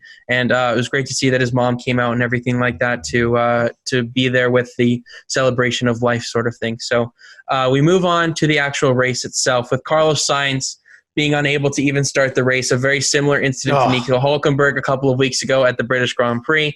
Sainz was unable to start after an exhaust leak on the outlap to the grid, and that his race was over before it even begun. So unfortunate for the Spaniard there. Second year running where he doesn't even get to really run the Belgian Grand Prix after being in couldn't get started on the grid last season. Had kind of a terrible start there. So Sainz not having the greatest luck in Belgium. So lights out. They were out very quickly. The drivers had to be very quick to their reflexes there and their response time. And Hamilton fends off Bottas into turn 1, and there's no first corner collision as in years past, where there's usually a couple of cars that go into each other. Verstappen and the Ferraris come to mind. But that was not to be the case this time around. And Leclerc with actually an incredible start up from P13 up to P8 on the opening lap. But that would be about as good as the day got for Ferrari there. So a huge wreck. They were really bad. I couldn't believe how bad it was. Coming into the weekend, I was like, they're probably just – the media's like, they're not – they're just overhyping it a little bit. They're not going to be as bad as what people say. They were pretty accurate on how bad Ferrari was going to be this weekend.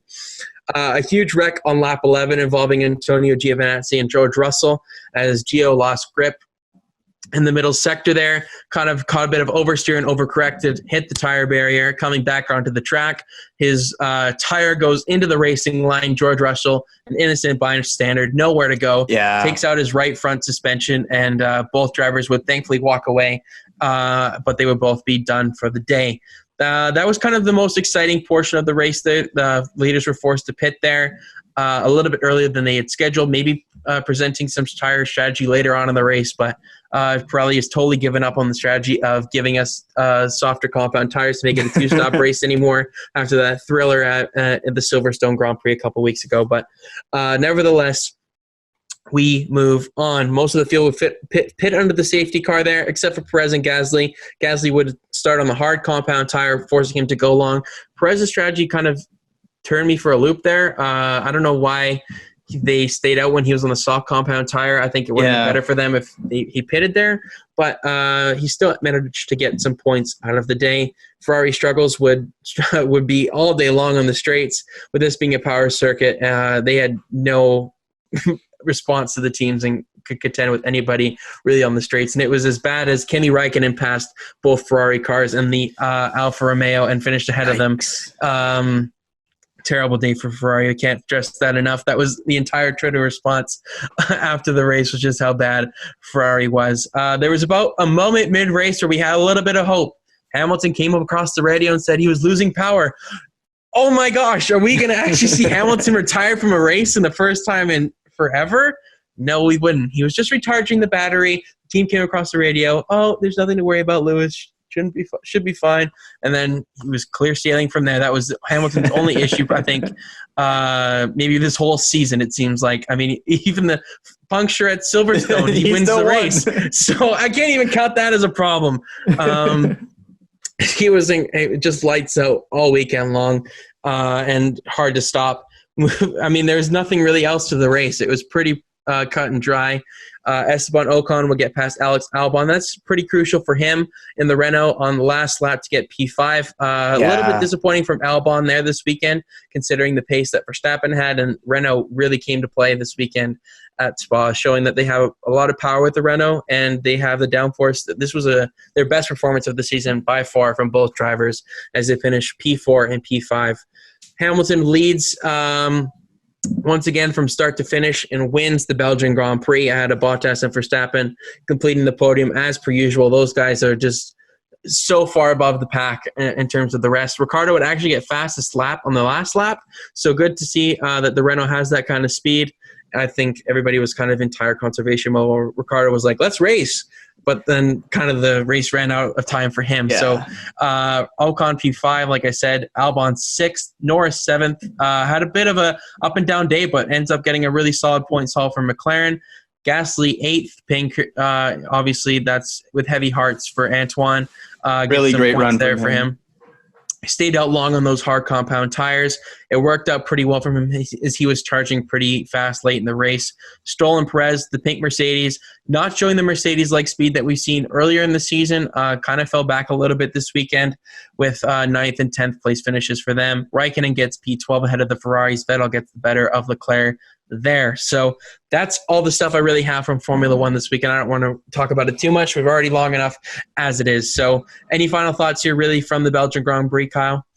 Yeah, so the main thing for me is obviously Mercedes being Mercedes, but in terms of like the actually interesting aspects of this, some really promising speed from Renault here, especially going ahead into some high power tracks later on the season. Obviously, you look next time out at Monza, and then later in the year, really promising for that outer layout at Bahrain late in the season. So very, very promising performance from Renault there. Obviously, if there's a handful more laps, you look at Ricciardo maybe being able to get the podium there, but a really strong showing from them. On the flip side of things, my God, Ferrari, how do you? They were the only team in the entire on the entire grid to be slower than last year. Every single team had a faster lap time this year than last, except for Ferrari. They lost, I think Will Bucks had said like 1.2 or 1.3 seconds, which is unfathomable almost. How do you go that far backwards? And it's not just the engine either, because there were other Ferrari-powered cars that finished ahead of them. As you mentioned, Kimi Räikkönen there. That's an incredible performance by Räikkönen. Like incredible performance from Räikkönen for starters. And second, what the hell is Ferrari doing? Like, Vettel gets the better of Leclerc too. That's big too. That's big as well. Yeah, just so disappointing. And going into Monza as well. Like that's going to be terrible. Oh boy, that's going to be bad. And just like terrible. All of the jokes about the outer layout at Bahrain later in the season, but like legitimately, if they don't like turn something around here, like they might actually get lapped twice. Like it's I think they will. 100%. Remarkable. Like it's going to be like an 80-lap race, man. Right? Like it's going to be a long race. It's going to be crazy. Yeah, it's going to be a long race. I think they could even retire with engine failure. Who knows? Like I mean, like could you imagine? Like Ferrari's just struggling really bad. Like really, the word to describe it right now is pathetic. And it's not just the engine, the car itself. The aero isn't right. There's been driver error. There's been strategy error, miscommunication. Even pit stops this weekend. Like everything that could have gone wrong for Ferrari has gone wrong, and it's not a bad luck thing. It's all self-induced. It's no cohesion over there. No cohesion. That's a great way to put it. There's no cohesion whatsoever from drivers to mechanics to race engineers. Everybody is on a separate page on a textbook, and it's all over the place right now. And when you look at Renault and the positive signs going forward, maybe after this performance here, they might be able to snag a podium at some point this year if they get a little bit of luck breaking their way. On the flip side, Ferrari, my God, just getting points at this point is a success for them. Season. And from last season, being championship contenders for most of the season, all the way to this season being like in the bottom tier of the mid-pack. Just really remarkable. Yeah, the fact that Leclerc's even, I think, 5th in the driver's standings shows how great of a driver he is. Yeah. Like, that's incredible. Like, he's got a couple podiums this season. Like, how is that possible in that car? You know, props to him this season. Obviously, Vettel's had the short end of the stick for a lot of it because he's not returning, and the team has kind of given up on him. Unfortunately, you never want to see that. That's an understatement. My God. Yeah, I'm trying to put it as lightly and as nicely as I can. Hopefully, I want to see him back in the sport next season. I need to see Vettel not end like this. It can't end like this for Vettel. But we'll see what happens for next season. So I don't want to spend any more time. 2 dud races for Formula One in a row here with the Spanish. At least we have the scenery of Spa. Yeah, at least we have the scenery. Rain once again hits the track after the race is over. Can we just throw the race clock back an hour? Just give us a little bit of something at the end. Let me sleep a little bit longer and get the rain. It's a win-win. Let me have Verstappen coming on the Inters on the Mercedes. That would have been insane to watch. But because Bottas is terrible in the wet. But that would have been an exciting finish, but all for naught as we move on to Monza next weekend. Mercedes is going to dominate once again. Power circuit. The car is just unstoppable this season. Hey, you know what? Let's look at the positives. We're only a couple weeks out from a new circuit that Mercedes. I'm looking forward to that so much. Mugello, it's going to be so much fun. Turkey, whenever that is. You know, you've got Portimao. And then that was good enough. That was good. That was good enough? All right. Yep. That's good. But lots of that to be excited about because there's more unknowns there. But this was pretty predictable in terms of Mercedes dominating once again. So with that, we move on from Formula One and we'll get into the IndyCar doubleheader at Gateway. Just a couple of notes throughout the race there. I mean, it got off to quite the start of the first race. Huge collision at the start with Alex Palou kind of going a little bit lower there at the start for some reason. And then it was just on from there as Rossi, Pagenaud, Askew kind of got into Pagenaud there to kind of start the whole thing off. Rossi was an innocent bystander. Marco Andretti and Ed Carpenter were all involved in that one. Terrible start to the race for them. Alexander Rossi's season goes from bad to bad and even worse. It's just terrible season for him in terms of luck. I hope it'll turn around soon for him. Obviously out of a championship contention this season already early on. So terrible to see that those guys are out already. I mean, there's fans at Gateway. That was good to see. You know, just see them. It looked like it was socially distanced and everything like that. So commends to the Gateway track and to keep everything seems like it was safe and everything like that. So we'll move on to kind of later in the race here. I love Gateway. I think it's a great track. Fantastic track. I think the Cup Series needs to go there, but it would be a welcome change to have that on the track. The corners are just so unique in terms of having a later apex. It's kind of a sharp turn one. I learned that firsthand on iRacing, man. The amount of times I spun out coming out of turn 2 that week, oh my God. Yeah, it comes so up on you fast. Like there's the option of shifting as well into turns 1 and 2 because of how much sharper it is. It's basically like a flat Darlington. I think that's the best way to describe it. That's good. Yeah, that's good. And it makes for some very exciting racing because you're either good in turns 1 and 2 and terrible in 3 and 4, or you're good in 3 and 4 and terrible in 1 and 2, which makes for some really, really exciting stuff. Different lines that you can run. You can run the bottom. You can run the middle as well. And yeah, we saw it in the Truck Series as well this past weekend. Some pretty good racing across the board. Yeah, I love that track. I've loved it since obviously the big wreck between Keselowski and Carl Edwards there in the Nationwide Series, as it once was called. That was an incredible finish there. But hopefully we'll see those two series, the Cup Series and Xfinity Series, return to that track soon. But we'll move back on to IndyCar here. Pato O'Ward was incredible this entire weekend in the Arrow McLaren. It's lights out, it seemed. He could have won both races, but unfortunately he doesn't come away with a trophy in either one of them. Well, he gets a podium trophy, but he doesn't get the main one that he's looking for. He dominated the early and mid portion of the race on the Saturday, but on the final stops of the day, Scott Dixon's experience in pit crew just came up clutch and got the lead ahead of O'Ward, and that was kind of the end of O'Ward's challenge for the race victory. And here comes the Indy 500 winner, Takuma Sato. That car and that driver are on a tear right now. They were incredibly fast in the final 30 or so laps, chased Dixon down from a couple plus seconds and got within a couple of tenths of a second in the final couple of laps. Just needed maybe a couple more, but Scott Dixon, when he's out front, is very, very difficult to pass. And He's so good at placing his car in the right position and just giving himself just enough of a buffer. They ran into lap traffic at the end there. It seemed like it was going to be close. Maybe that could come into play, but it would all be for naught as Scott Dixon just holds off Takuma Sato and wins for the 4th time this season. 50% winning percentage when it comes to that at that point in the weekend. And he gets a bit of redemption over Takuma Sato for last weekend's Indy 500. But the move of the race was Takuma Sato around Pato O'Ward going into turn 1. An incredible pass. I mean, that was ballsy. It took a lot of guts to make that move. What a pass. Oh, my goodness. Just the entry speed and how he was able to maintain it through turns 1 and 2 was exceptional. I mean, O'Ward lost at least half a straightaway there. He must have been in shock what he was looking at. I can't blame him.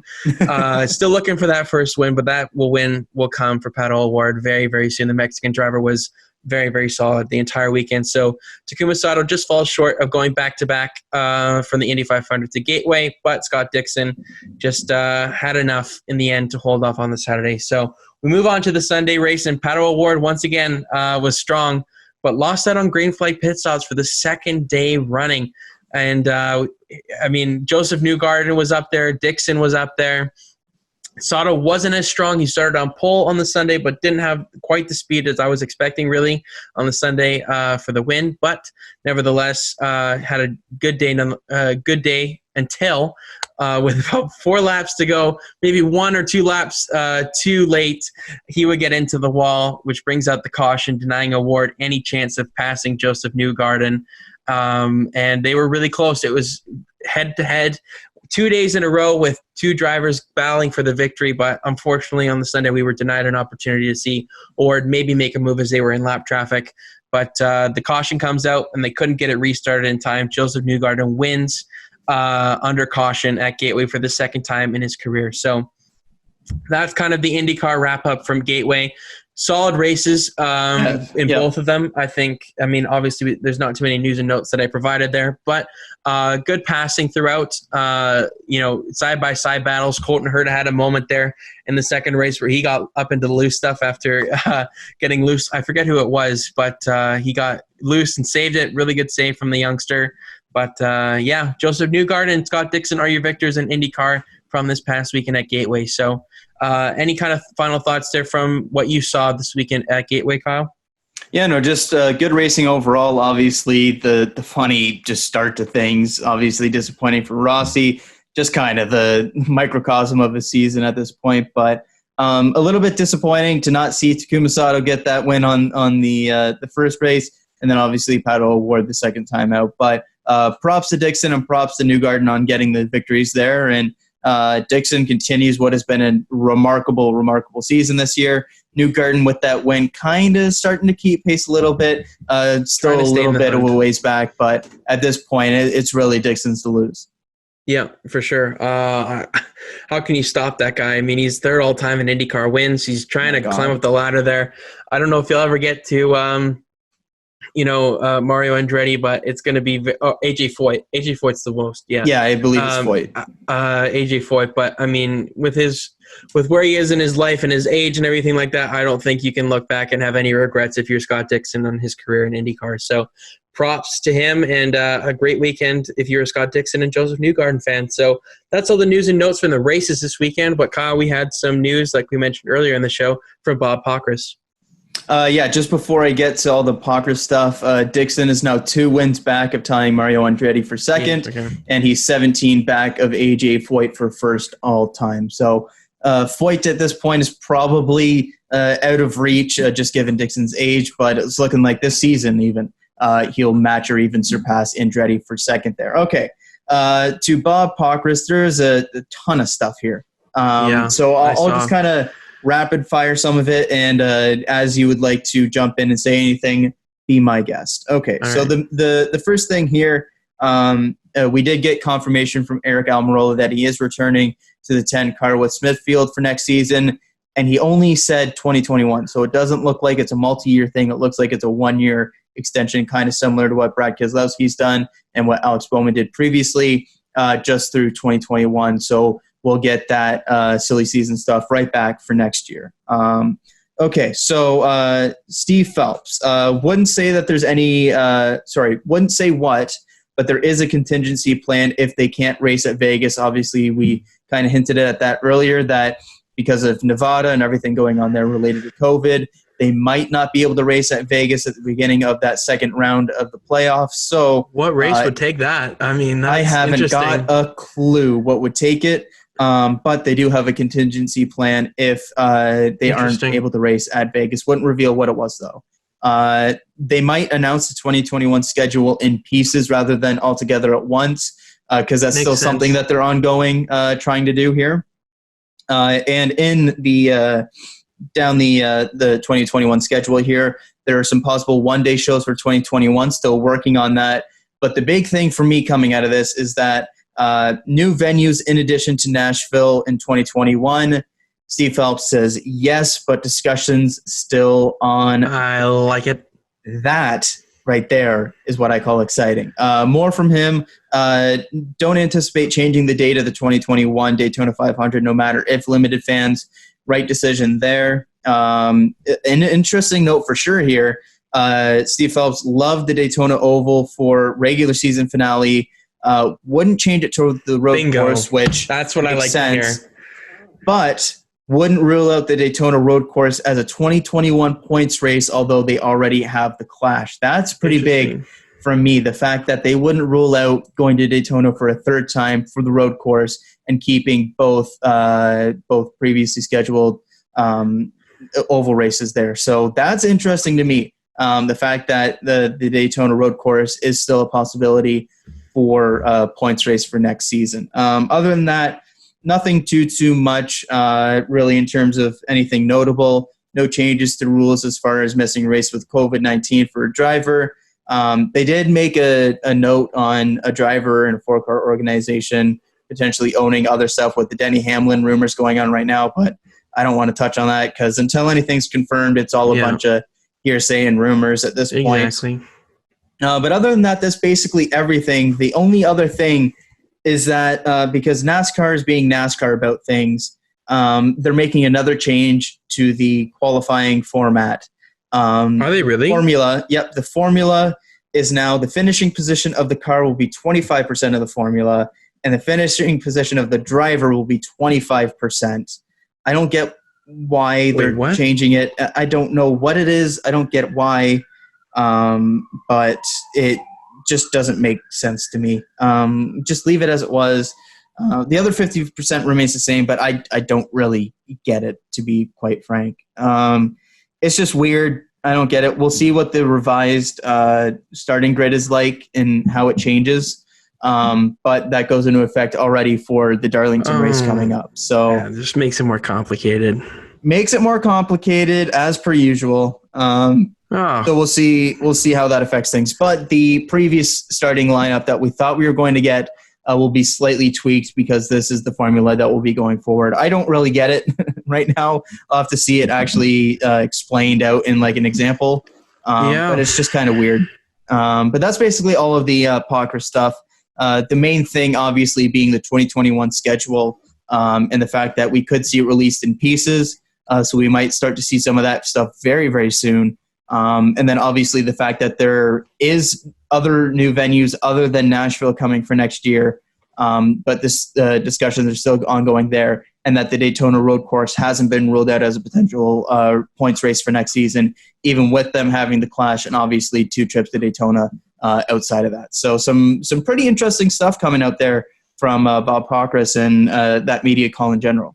Yeah, I just imagine if they release the schedule and it's just like the Daytona 500 and just the West Coast swing, just to tease us. They just do that to us. They definitely wow, what a shocker. Maybe you move Phoenix first or something. Like they would do something. I bet you that's something NASCAR would do. You know what? At this point, I'll take it. Like I'll take any bit of news that we can get for the 2021 schedule because it's been long rumored. We first were hearing that we might hear it at the beginning of the summer. I know. Then it got pushed back, and then it was like, okay, we'll hear it in August, and now August is gone to September, and we still haven't heard anything other than the date of the Daytona 500. So hopefully we start to get some of that stuff soon. We know that Nashville Super Speedway, even though it's not a super speedway at all, is on the schedule for next season. Taking a We now have it confirmed that there's other new venues for next season. Iowa, please, Iowa. Oh, please. Gateway maybe as well. There's some interesting stuff going forward for sure. So new venues, unconfirmed what as of yet. Discussion still ongoing. Maybe more road courses as well with the Daytona road course. I'm excited. I can't wait for it. But yet again, it's just another tease about the 2021 schedule.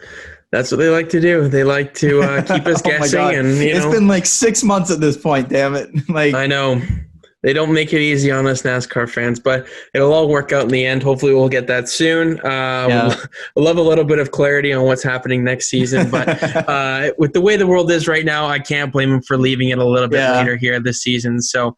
That's all the news and notes that I've got for today. All the news and notes that's come out on Twitter while we've recorded the show. Obviously, busy day for Twitter news.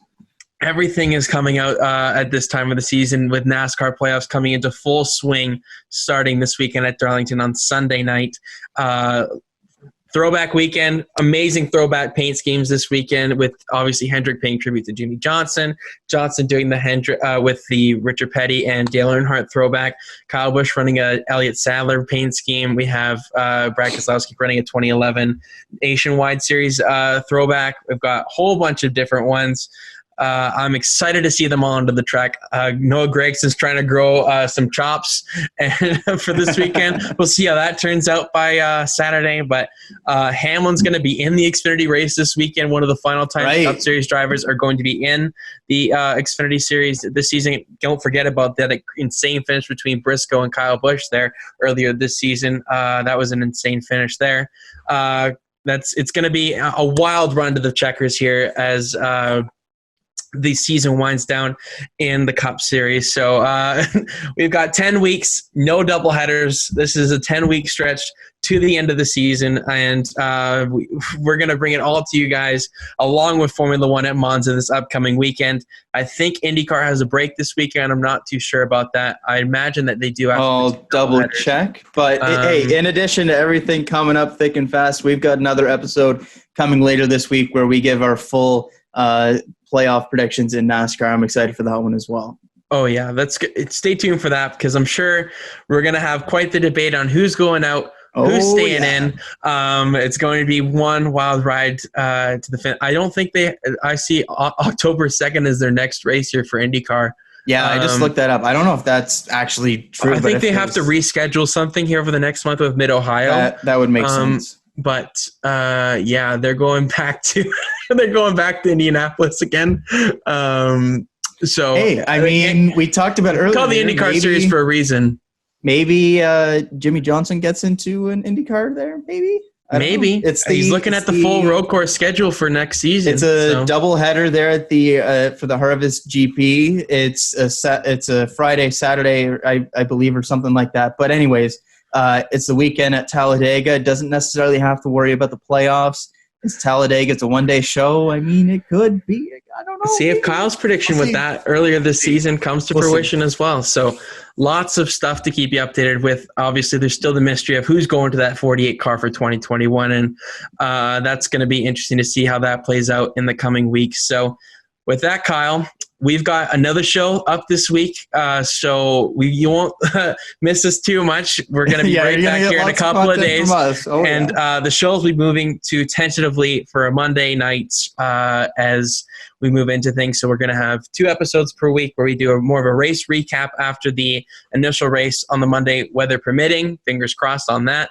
And then we'll have a later week episode, maybe on the Thursday or Friday, to get you all set up for the upcoming weekend racing on all 3 series and any other news and notes in the world of motorsports. So make sure to go follow us on Instagram at The Green Flag. Going to have some posts up there. Obviously, the fantasy recaps. Kyle's putting in our fantasy kind of preview and who our lineup is coming into the weekend. Yep. So he's posting that. Couple of graphics I posted. Great race-winning graphics. A fantastic one this weekend from William Byron, getting his first career win on the beaches of Daytona there. Yeah, Daytona Beach, and then obviously the Hamilton one, paying tribute to Chadwick Boseman as well as on there. So make sure to go follow us on there. We got some great content coming up there. I'm sure that we'll have a couple of clips later this week, and then we'll have our full playoff brackets for you guys to see visually later this week. So with that, Kyle, I've got nothing else to say until we talk once again later this weekend. So